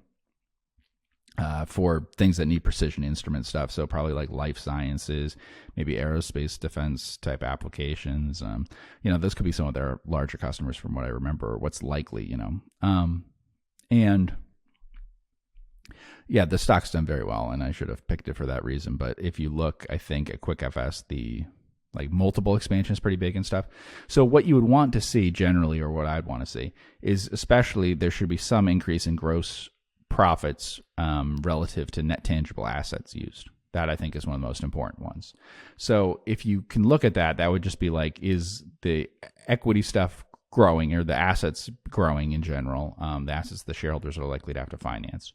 And is that asset growth happening without a lot of growth in gross profit? Sales growth. So a company that's growing sales and gross profit is expanding and stuff, that would just, make it possible for you to look and say, okay, this is getting more attractive. I can point to examples where it went the other way, and I looked at it and noticed that it was going the other way. I think, Cambria in the UK was sold out and stuff, but people asked like, why would I prefer Virtu over Cambria or something? Part of it is the price, but also it was just looking forward and saying, okay, how much are they putting into new CapEx and stuff that they're doing, and how much do I think that will drive things versus Virtu? It just was a possibility that maybe they wouldn't have to put a lot more stuff in to get somewhat higher returns. Recent years, Amazon's like fallen off a cliff in terms of these kinds of measures, so you can't imagine that would provide much return, like growth in the future, like growing your actual value, because you can see that, if we look at Amazon, their assets have just jumped by a huge amount while the business hasn't jumped like that. So that's COVID. And, it was deploying money on the size of like I said, I think at the time, it's deploying money that's making it like the size, the incremental amount they were deploying during COVID to now or something is like the size of a railroad. It's incredible, the amount of that. So what were total assets? They might have some accounting things in there too, but right before COVID, let's say end of 2019 or something. 225 billion. And what are they today? Today we're at 464 billion. So it's, call it doubled, a little bit more. Right. Which means that since COVID, Amazon has deployed more capital than in all the time before COVID. Mm-hmm. You can just judge what Amazon is culturally. You can look at their financial statements and stuff. It's hard to believe that they could get a very good return on that, to me. Whereas much earlier in their history, it was very different that way. So that, Amazon was not a bad looking business from early on. It changed a lot, but it wasn't a bad looking business in that if they could eventually get some scale, it would make sense. One that we talked about, that I don't want people to go into and stuff, because it seems to me on the verge of, it has seemed for a while on the verge of bankruptcy, is Carvana. But I will admit that Carvana had a business model that looking at the numbers, if they're, I could see how it could get to a point where it could make sense. Mm-hmm. I'm not sure that I buy in that there'll be huge adoption of it and stuff versus other things, but definitely looking at it, you could say, okay, the numbers are getting somewhat better, or they were until recently they've been very distorted with the pandemic and everything. But like, you could see that if you had an infinite runway that people would keep financing you, that this business would make sense. Mm-hmm. And it requires a big upfront type spend versus in the back and not as attractive that way. So I guess it's even simpler than that in that, like, okay, you've already built out the site or something, and now there are going to be a lot of people using it. You've built the software. There are going to be a lot of people using it. So there's big upfront costs. And then now is it going to be more attractive? The easiest one is just that you're raising price, mm-hmm. right? Mm-hmm. But it's hard to judge that. How far could C's raise price? Would it have grown pounds sold if it hadn't raised prices as much as it did? People talk about, we talk about movie theaters. People say attendance declined from the 90s through whatever, till before COVID by like 2%. When you adjust for age and when you take into account price, it's not evidence that demand declined. It's evidence that they were, like you sometimes had 7% price increases in terms, now that you had different things. You had more recliners and different kinds of tickets and whatever. But it wasn't dollar for dollar the same thing you were getting. But if we raise the price of any product by 7% a year and demand stays stable, and this quantity sold stays stable, we think demand's probably going up every year, so it's hard to tell. So there's a lot like that. There's some that we've invested in recently since COVID where I've been worried about that, of like, okay, they're getting it all from price increases. But with enough inflation and stuff, price increasing is a lot more attractive than real growth in a more inflationary environment and stuff. So price increase is obviously the easiest. If you can increase price without having a big drop in volume. And the other one is, operating leverage. You are getting increases in volume, but you've already built out stuff. Mm-hmm. Next question. What would you do differently if you had to file 13Fs? I guess we'd invest in big companies or something. I don't know. If we had to file 13Fs, so if we have to file 13Fs now, we'd have a lot of things that aren't listed on 13F, which would be part of what would drive me crazy. And people would say, this is your portfolio, and it's not the portfolio. Yeah. But, but that's true for everyone in some ways. It's true extremely in some that make no, like people do, here's what Oak Tree owns, here's what Klarman owns and stuff. And that's not what they own that, but their portfolio is way bigger and totally not in those categories. So if we had to initially, that's what would happen, that most of what we own is not 13F stuff. It wouldn't qualify for being having to be disclosed. So you wouldn't see those securities listed, but it means that you would see all of our more actively traded domestic type stuff, which would be an inaccurate picture of the portfolio. But yeah, I guess you'd invest in bigger things and stuff. A lot of the stuff that we're in, if people actually followed us and had the 13F, then I'd worry because, Buffett talks about it. Most don't, but Buffett says like these are trade secrets and stuff, and you want to give as little information about them as possible. So, why do you think other investors don't feel that way? Well, I don't know. If you're a very, very small investor, I guess it doesn't matter. Especially if you're investing in bigger things.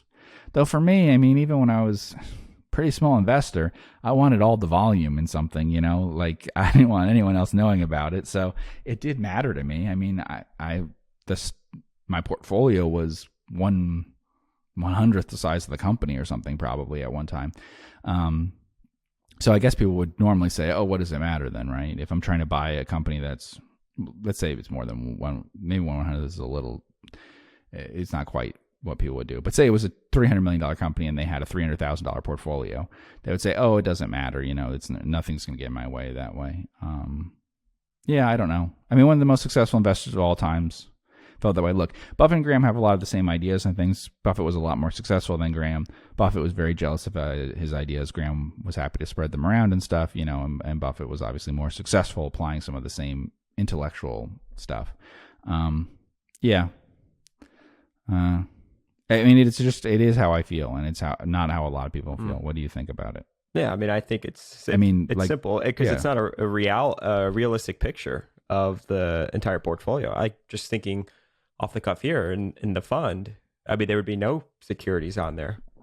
And if we own like one stock or whatever, we'd get emails from people, probably not even LPs, but it'd be emails from other people being like, why do you guys only own one stock? Why do you follow this? Or what if you're trying to take advantage of a situation, which I think you were going to say right now, where buying the volume is very important to you and you have to follow 13F. And let's say it's a less liquid thing, so you're buying over time. And by the time the 13F comes out, now it's all out there and you still want to buy. I mean, yeah, that who the hell would want that? I mean, if you're trying to invest buy a house or invest in an area for real estate, you don't go telling everybody how great of an opportunity it is because you don't want to compete with them. You don't want other people to go and place more bids. Right. Now, if you can get into it and the other people push it up after you, then I guess that's why some people are like, it's fine, and I don't mind. But like I said, even when I was a very small investor, I worried about that because, I mean, if you transact in things that have minimal volume, like Buffett got started in doing and stuff, and that we do, you learn pretty fast the importance of that. The truth is, it doesn't matter with some stocks. The kind of things we did for singular diligence, it mostly wouldn't matter. I could talk all day about Frost when it moved the stock, and it wouldn't matter if it did, because even if it had some advantages some ways, people would have to look into it and figure it out and stuff. But if I just spewed out the names of some nets or something, it would move them because there's some things that are so simple that once you explain it, all you're doing is having people find those things. So I wrote some things about nets because I had to. It was a requirement for work I was doing, employed by someone else, and hated it for that reason. Because it moves the stocks not just because they're illiquid and stuff, but also because people then just look at the balance sheet and see what you're talking about. Japanese things and stuff. You just look at it and you're like, oh, they're trading below enterprise value, and he says the company's fine or something. I mean, there's some things where if it seemed real simple that way, the stuff that I would do that seems like what you see on like Clark Street Value or something, that can really move things. If it's more of a qualitative thing, it's a little different. But still, there it's dangerous because if I talk about some tiny bank that I think is good, it's not. I shouldn't do that. That will affect the price in the long run. It will create more people who will buy that kind of thing. So they're just It would change things a lot. I don't know the answer to all of it. The issue is that we don't turn over my big issue with the 13F is that we don't turn over our portfolio a lot and don't plan to. We'll see how much that turns out to be true or not. But, at some point it's like, okay, we charge very high fees. We charge hedge fund fees, 0 and 15. So to do that to someone where, think about that. To do that to something where it's like, okay, well, you could own this stock yourself. It doesn't mean that it wouldn't work out well. And if it was something like where I say, okay, airlines are cheap, but then maybe they get some other price and you sell them. Or I said something about Cinemark at like $10 was cheap, but then maybe at like 20 or something, it's not as attractive, whatever. That kind of thing. Okay. And you're turning over the portfolio, maybe not as big a deal of the 13F. But if we buy something in 2020 and we still own it in 2023, which by the way is a lot of our portfolio probably. Most things that we bought, we haven't sold. So, new money has come in and we bought other things, but for the most part, if we bought something 3 years ago, odds are better than not that we still own it.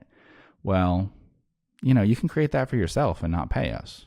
So there's, I don't know, an ethical thing to that. I don't know that I want to collect fees on something that people know. If people knew we were going to own a few big cap stocks or whatever, they could own themselves, or they knew exactly what we own from the 13F, then why are you charging fees and stuff too? So, and if you're not charging fees, then how are you going to make a living doing this? I think I need to update you on what high hedge fund fees are.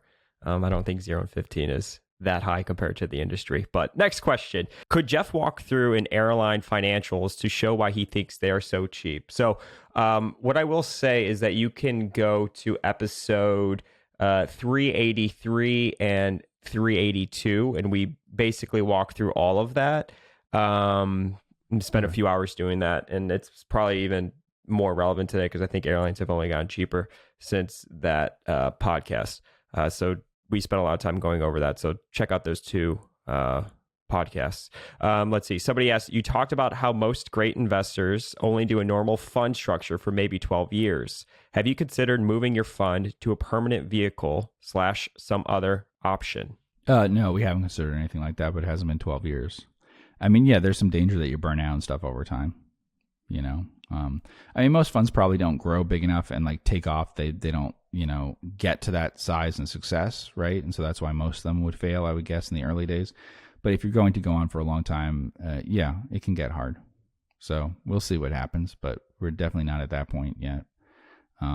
But yeah, I mean, those were people with a lot of success. If you have a ton of success, both just the market going up, you doing it, whatever, a lot of compounding, plus you're getting inflows, then it does either forge its own anchor in terms of your growth slowing down and stuff, or you just can't handle that happening and you say, okay, I don't want my results to be bad versus other things. Not the problem that we have now. If anything, I'd say the problem is just, being honest about, look, the entire investing landscape is difficult. And so we focus on absolute returns and stuff. We hope to give you decent absolute returns, and they might be good relative returns in the long run. But it's tough, that way. So it's not a problem of having too much assets or something like that. It's a problem of just high prices and, for stocks generally. That's the thing I'd worry about more now. What does it mean when an insurer's premiums is growing faster than its float?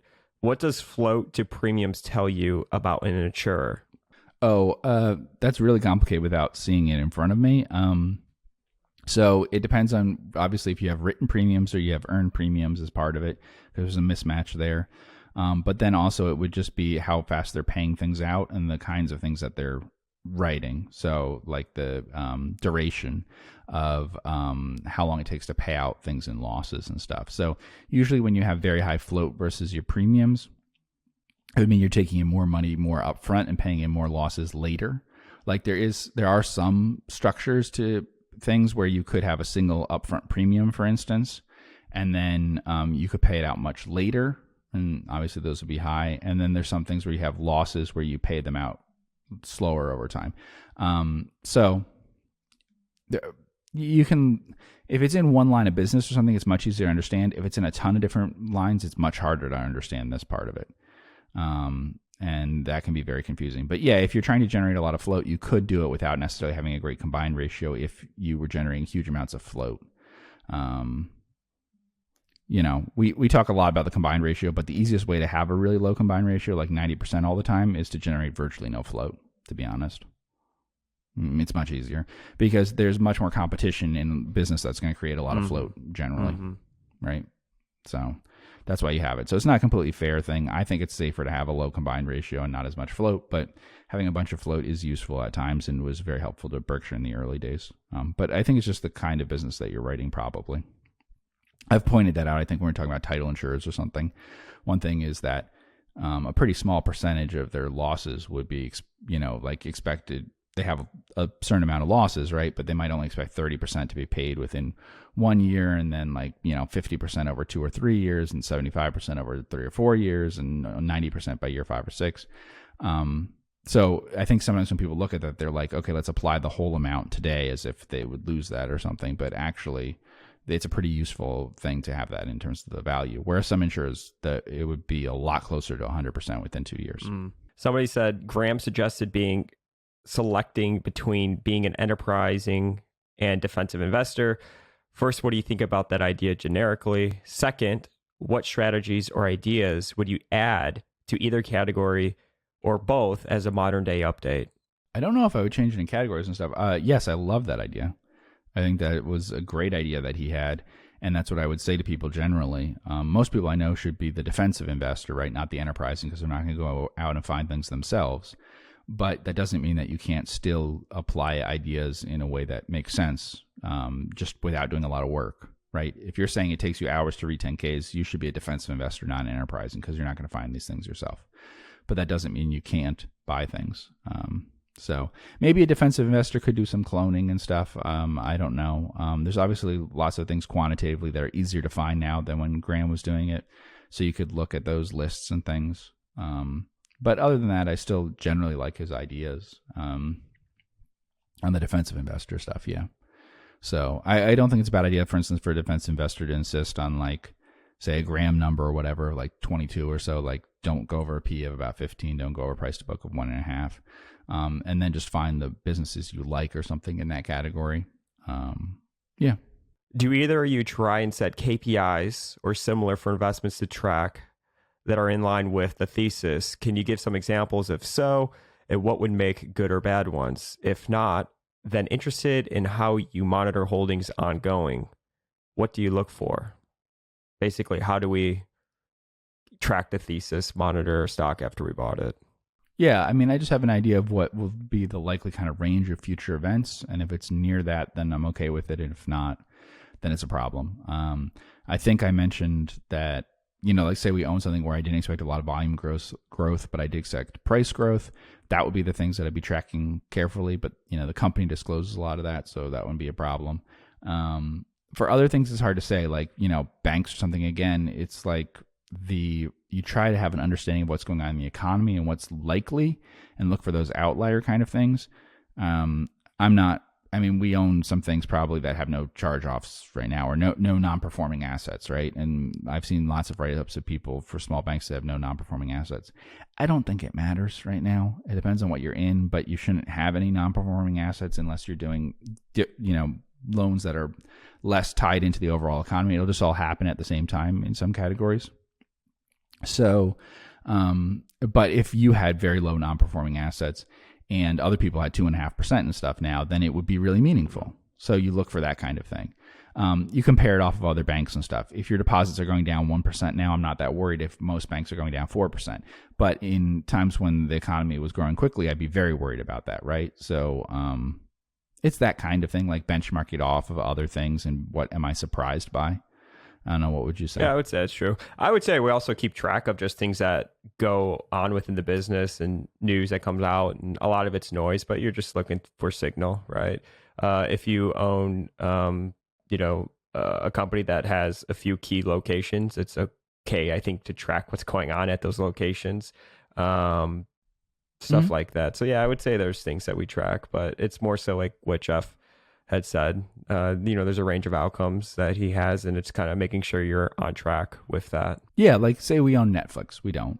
But if we did, then we'd be real concerned about like how's the ad tier doing and what's going to be the effects of the password sharing crackdown and stuff.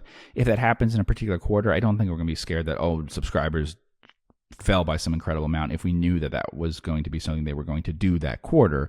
But if it was something that was happening without any explanation in some other period, then we'd be really concerned about it, So like revenue dropping at Google or something in a period where we know from ad agencies all saying the market's bad or something wouldn't worry us. Surprising. But like if it happened but if it happened another time, it would be. So you try to get context from everything else and see if the story that they're telling makes sense and is kind of what you expected.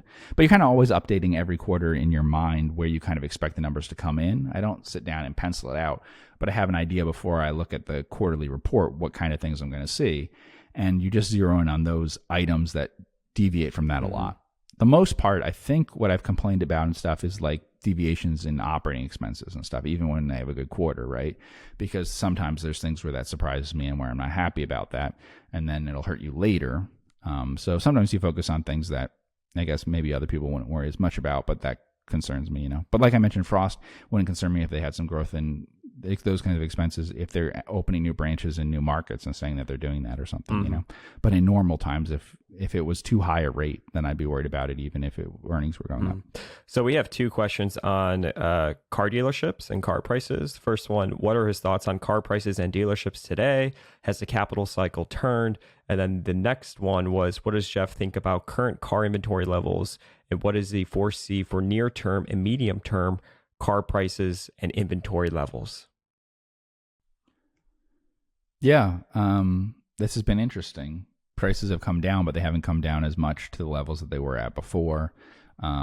This is kind of what I was talking about with talking about inflation and all of that, where there's some stocks where I've gone, should I have been more optimistic or whatever about them, that they probably aren't going to go back to exactly the earnings that they had before COVID. There's a real affordability issue when we talk about things like CarMart and stuff that I think is an issue.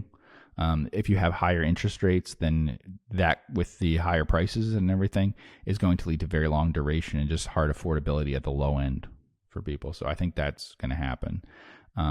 But it's mainly a supply and demand thing long term, like we talk about. So honestly, I'm not as worried about houses in the U.S. or cars in the U.S. and in other countries too with cars. Houses, I don't know.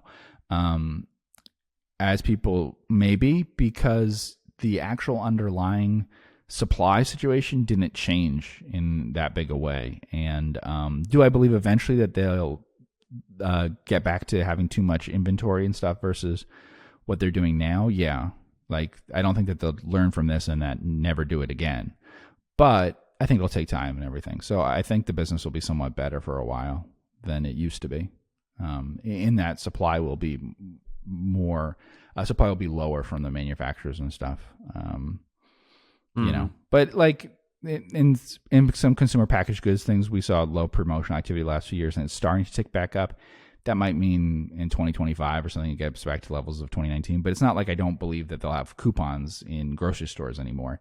I think that they'll slowly get back to doing that, and probably in the next cycle or something, cars will get back to, you know, levels in terms of inventory that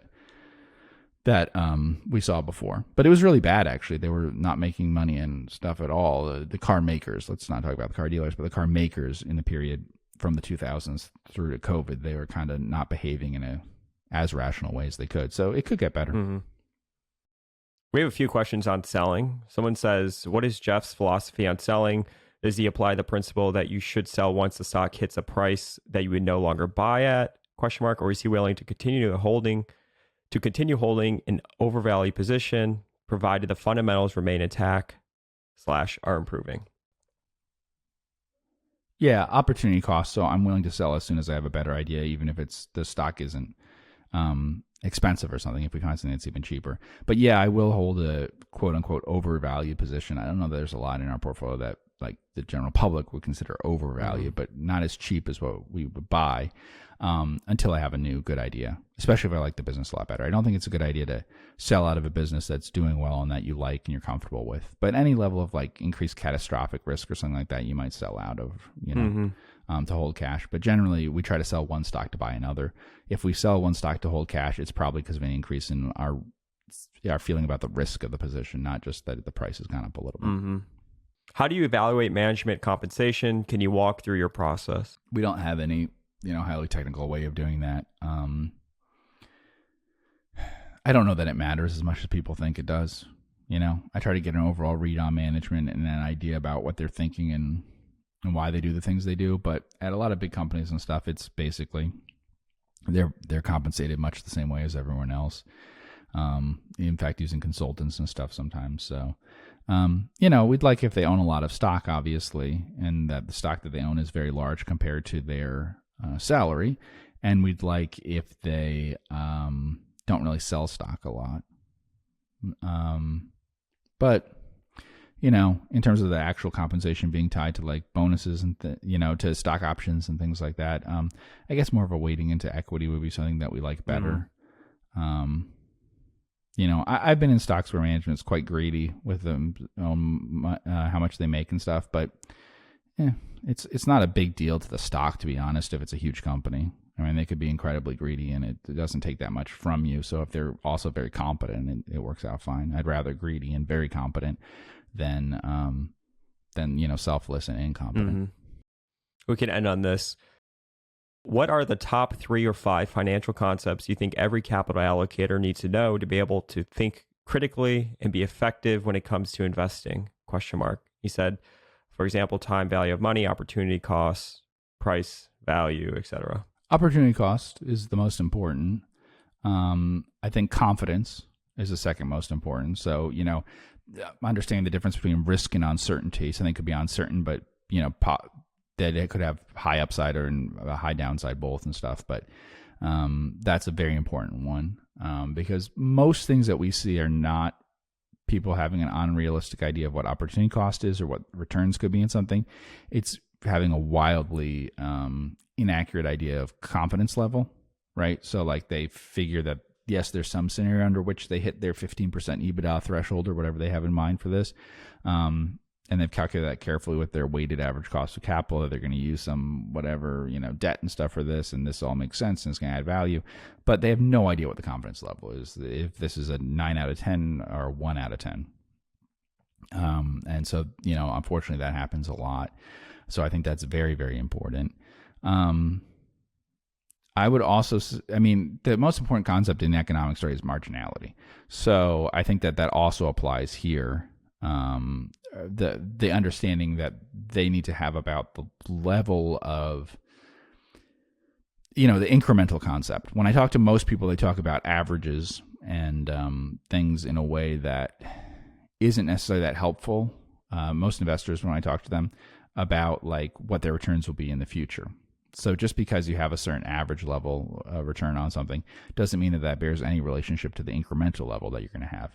And part of that is calculations, because I know the reason that they don't like to look at incremental is because it gives you nonsense answers for any moment, right? It would be like if we're taking a car trip across the country and we're saying, okay, at a moment where you hit the brakes or you speed up, we're going to measure, like the instantaneous velocity there by carving it into this moment of, half a second or something.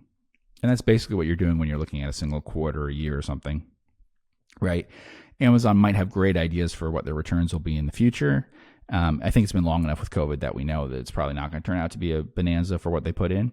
But no matter what, it was never going to be in the quarter that they put it in or the year they put it in. It's investing now for something in the future. But you have to do that sort of thing to look at what the incremental return is. We talked about like Southwest and the great history they had, or Walmart or whatever. You have to understand how low the incremental returns have to be to pull down an average. Berkshire's CAGR, right? Like if you look at that stock, how high it was at one point and everything, to have it pulled down as much as it has been from the late 90s to today means that it's compounding at a much, much lower rate. And I don't know, there's a huge difference between averages and shorter periods, ones like that. So I don't know if people like think about that and whatever, but it's a very important concept to think about. We talked about the black hole thing. That's something that's always overlooked in like the space stuff. Is like, okay, well, people are just like, say a speed and think, okay, well, you could go up to, we could, take something and speed up to whatever this speed is, right? But what they never take into account is like how fast you'd have to accelerate to get to that. You could go very slowly to ramp up to that speed, but you'd have a very bad experience if you tried to accelerate very fast to that. And just that concept is really important in any of these things. I think the difference between incremental levels and average levels, because it's only the incremental that matters. It's kind of like what I say, the opportunity cost. One thing that I talk a lot about in emails that people maybe don't talk enough about on the podcast is I try to stress that all that matters for Buffett said this too. So I'm although this sounds like it's heresy for a value investing thing, all that matters to you is the future for the stock, right? It really does not matter what it earned in the past. It has no meaning for what you're going to get as returns. It does not matter what Coke's previous returns on capital were. It matters what they're going to be once you own the stock, in the future. That's what matters. So that's what we're worried about. And having really good returns in one business line or something, and then going into a lot of other ones that drag that down, a lot of times people look at that and go like, oh, it's fine. It's not that big a deal. They have high enough returns on capital. They must be a pretty good business or whatever. Some of Buffett's best decisions, capital allocation wise, were in the very early years of Berkshire. The stock had trouble, the business had trouble getting to a 12% return on equity in those years. But he got it by taking out cash from other things, basically bringing down inventory and stuff in the textile business, putting it into stocks, going into buying insurance and banking. He took something that had cumulatively had basically a 0% return over the last 10 years or something, and turned it into something that was capable of doing 12% and then higher from then on. At that point, I don't think anyone was looking at that and saying this genius capital allocation, but it was genius capital allocation. And the reverse, unfortunately, is very true in what we see a lot, that the capital allocation is not good on an incremental basis of what we're seeing. So a lot of things are hidden by the average stuff. We've got to be very careful about that. And I don't know. It's just like a statistical thing that maybe people need to think about in general, the way that they use statistics and everything. It's incredibly important. And I don't know if it's necessarily just a finance concept, but it's one of the most important ones. There's a reason why like fast asset growth is the thing to be avoided when picking stocks and stuff. Now, if you can understand, and obviously there's big upside if you have fast asset growth, but it's because of this marginality idea. I mean, just the idea is that incrementally each dollar that you're putting in is getting lower and lower returns and everything. And I don't think people realize that as much. And even some concepts where I feel like I'm very out there versus some other people comes back to this idea. When I say as negative things as I do about China, it's because to me, the incremental returns on capital are abysmal. That since the financial crisis, there's been huge amounts, if we look at debt and capital and stuff being put into things that barely seem to be moving the needle. I mean, it just seems like huge amounts of capital are put into something that barely pushes it forward. And that wouldn't be the case if it wasn't thinking in terms of those incremental levels. But like, if you apply that much capital to a problem, it should, have a pretty big effect to what you're seeing. If you put that much more capital into a business, you should see a pretty big uplift in EPS. And that's a really important concept in capital allocation for a business, and one that I think is definitely overlooked. When we talk to companies and stuff, they overall looking at their overall returns on equity and all of that in the business, and they're not thinking about how much we can put into this one thing and how it does as much. Sometimes you have people talk about payback periods and stuff, but mostly that's kind of more off the shelf type things. Like they talk about the payback period, but it's kind of like someone probably told them that this is what the payback period is for this new customer management tool thing or whatever, like it's something that's explained to selling them on it. It's not this complicated calculation that they're doing of, the kind of business that they're in and what it'll drive in terms of result. Do you ever think about when companies will sink a lot of capital into a business, an asset or whatever, and, years go by and it still doesn't produce anything meaningful in the form of cash flow. And you're like, gosh, if they just took that capital and really just like put it in the S&P 500 or something like that, or T-bills, it just would have generated something more than what it has. And not only that, but the brain power that goes towards that asset or trying to get it to work. And it just doesn't. It's like, gosh, if they could have just done something else with that capital. But I feel like there's almost I don't know what it is. I mean, maybe it's the human desire to want to continue to grow and build or whatever. But I mean, companies, Munger talks about all the time, right? It takes courage to sit with all that cash and do nothing. I mean, there's such a need to act and need to grow for the sake of growth, as opposed to think about, is this actually going to provide a decent, return on invested capital? Is this actually going to generate cash? It's like they go from talking about free cash flow to revenue growth, and the story becomes all about revenue growth. And why do they do that? Well, it's because the asset's not generating cash flow or free cash flow or anything. Mm-hmm. Yeah, I mean, when we talk about those banks that failed, if they had just been willing to pass up on mediocre returns, they could have been able to hold things in shorter term stuff and just not done anything with it.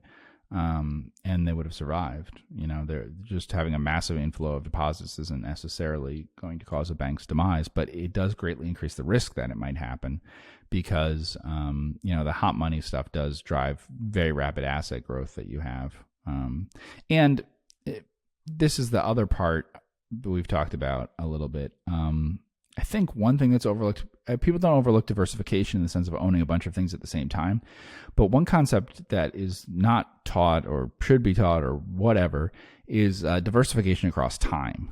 It's very important to have temporal diversification because in any finance thing and in most businesses, it's a very dumb idea to bet everything on a certain time period in terms of the opportunity that you're getting. So even if it's not insane to go 80% into treasuries or something, it's probably insane to be 80% in treasuries that you all bought in the same slice of time. If those were built up over a long period of time where you're buying an asset or something, it's not necessarily a disastrous thing. Now, if you're betting and you're going to win big on it, it's a good decision, right? Like when people ask, how do you make a fortune in oil or something, right? It is by being on the sidelines and then buying a lot of properties or whatever when they're valued really, really low. If you just buy them across time, it's not necessarily going to be as successful. But that is a real tendency that you see happen, where that's part of the problem of the asset growth issue is that companies have the cash and so they spend it at the time they have it. I mean, you see this with the buybacks all the time. I'm a lot less positive sounding on buybacks as a general concept than most people are. And it's because companies that seem pretty cheap are not willing to buy back their stock because they now don't have any free cash flow. Whereas when they had a lot of free cash flow, they shouldn't have been buying back their stock, in many cases. And so even ones where I'm okay with it, I don't necessarily have a problem. We talked about Encore Wire or something. Like, they produce a lot of free cash flow. They're fine business. But one problem is that when they have high pricing that leads to high profits, they're going to buy back at that time and not at other times. Constant buybacks and stuff across a long period of time I'm more okay with, even though the Teledyne style tenders to buy back are way better. That's because management is smart in those situations. For most companies, they're going to fall into the problem that if you're, say, an oil company, you're going to buy back stock at the time in which you got a lot of free cash flow, which probably is a time where oil is overvalued, versus buying back when you have low free cash flow, which is probably a time when oil is undervalued, and your stock is undervalued. So, there's lots of capital allocation issues that you have at companies that you just have to get used to, because you can't change their capital allocation. So to some extent, you have to foresee what issues there could be. And that's one of the dangers of some certain more asset-heavy businesses and stuff. It depends, because sometimes high asset businesses at least take up a lot of the cash flow, so you know exactly where it'll go before management gets to do something with it. I've definitely said before, it can be better if you have high cash flow and stuff for investing in a company where there's, say, food and beverage and tobacco and consumer packaged goods stuff and whatever, just because they may overpay for stuff, but, in most time periods, they can't really buy stuff that they think is related to their business that will just disappear. Where what's scary is like what happened with media 20 years ago and, happening sometimes now, where they like pivot and buy something that could actually be not worth a lot, right? So you're invested in something, and then the AOL Time Warner deal and things like that. You do deals in which you could give up something of a lot of value for something that has no real value. And usually you can't do that in industries where there isn't as much room for really dumb decisions. Like, a lot of the worst investments, acquisitions and stuff are in tech things or fintech things or whatever, where it turns out to have no value for the company. You have some that are a big hit, right? And so I'm not saying it's not a good idea overall, but it's just like, it's more dangerous. And that's hard to evaluate. I think as long as, sometimes it can be hard to tell ahead of time, of course, if management hasn't had a long history of having free cash flow to allocate. But in situations where they are in a business where they're only going to buy things that have positive EBITDA and stuff already, and they're kind of valuing off EBITDA, and the industry is durable, then I don't think that there's as much possible damage, So the concept that's important is durability, however you want to put that, We talk about all these moats and stuff, but a huge part of it is that as long as you have a positive return over what the returns would be like in the stock market generally. So it doesn't matter if you have a 20% return on equity, 30, 40, you're way over the amounts that you would need to reinvest, right? If you're WD-40 or something and you had a way to do that for a very long time, that has a lot more value than if you're a company that might have it for a short period of time. And I don't know how to value those things, That's when we talk about the tech things and stuff, and like, okay, Intel and all that stuff. If you have an advantage, the advantage won't last forever. So if you fall behind, what happens? The best books to read on that are like the Phil Fisher type stuff, because companies make a lot of money in the first few years, and then they have to come up with new products and new things. They have to keep staying ahead to be able to create something out of that moat, out of it lasting. But when we talk about Geico, that's something that's like nearly 10% a year growth from the time Graham bought it to today. And it's had a moat that whole time. It's had good results and bad results and everything, but it's been something that could grow for 80 years at a nice rate. And that's because of extreme durability of that product and everything. And it's hard to tell because obviously that product had only been around for a few decades, and in the form that they were doing it was really, really recent on that distribution model.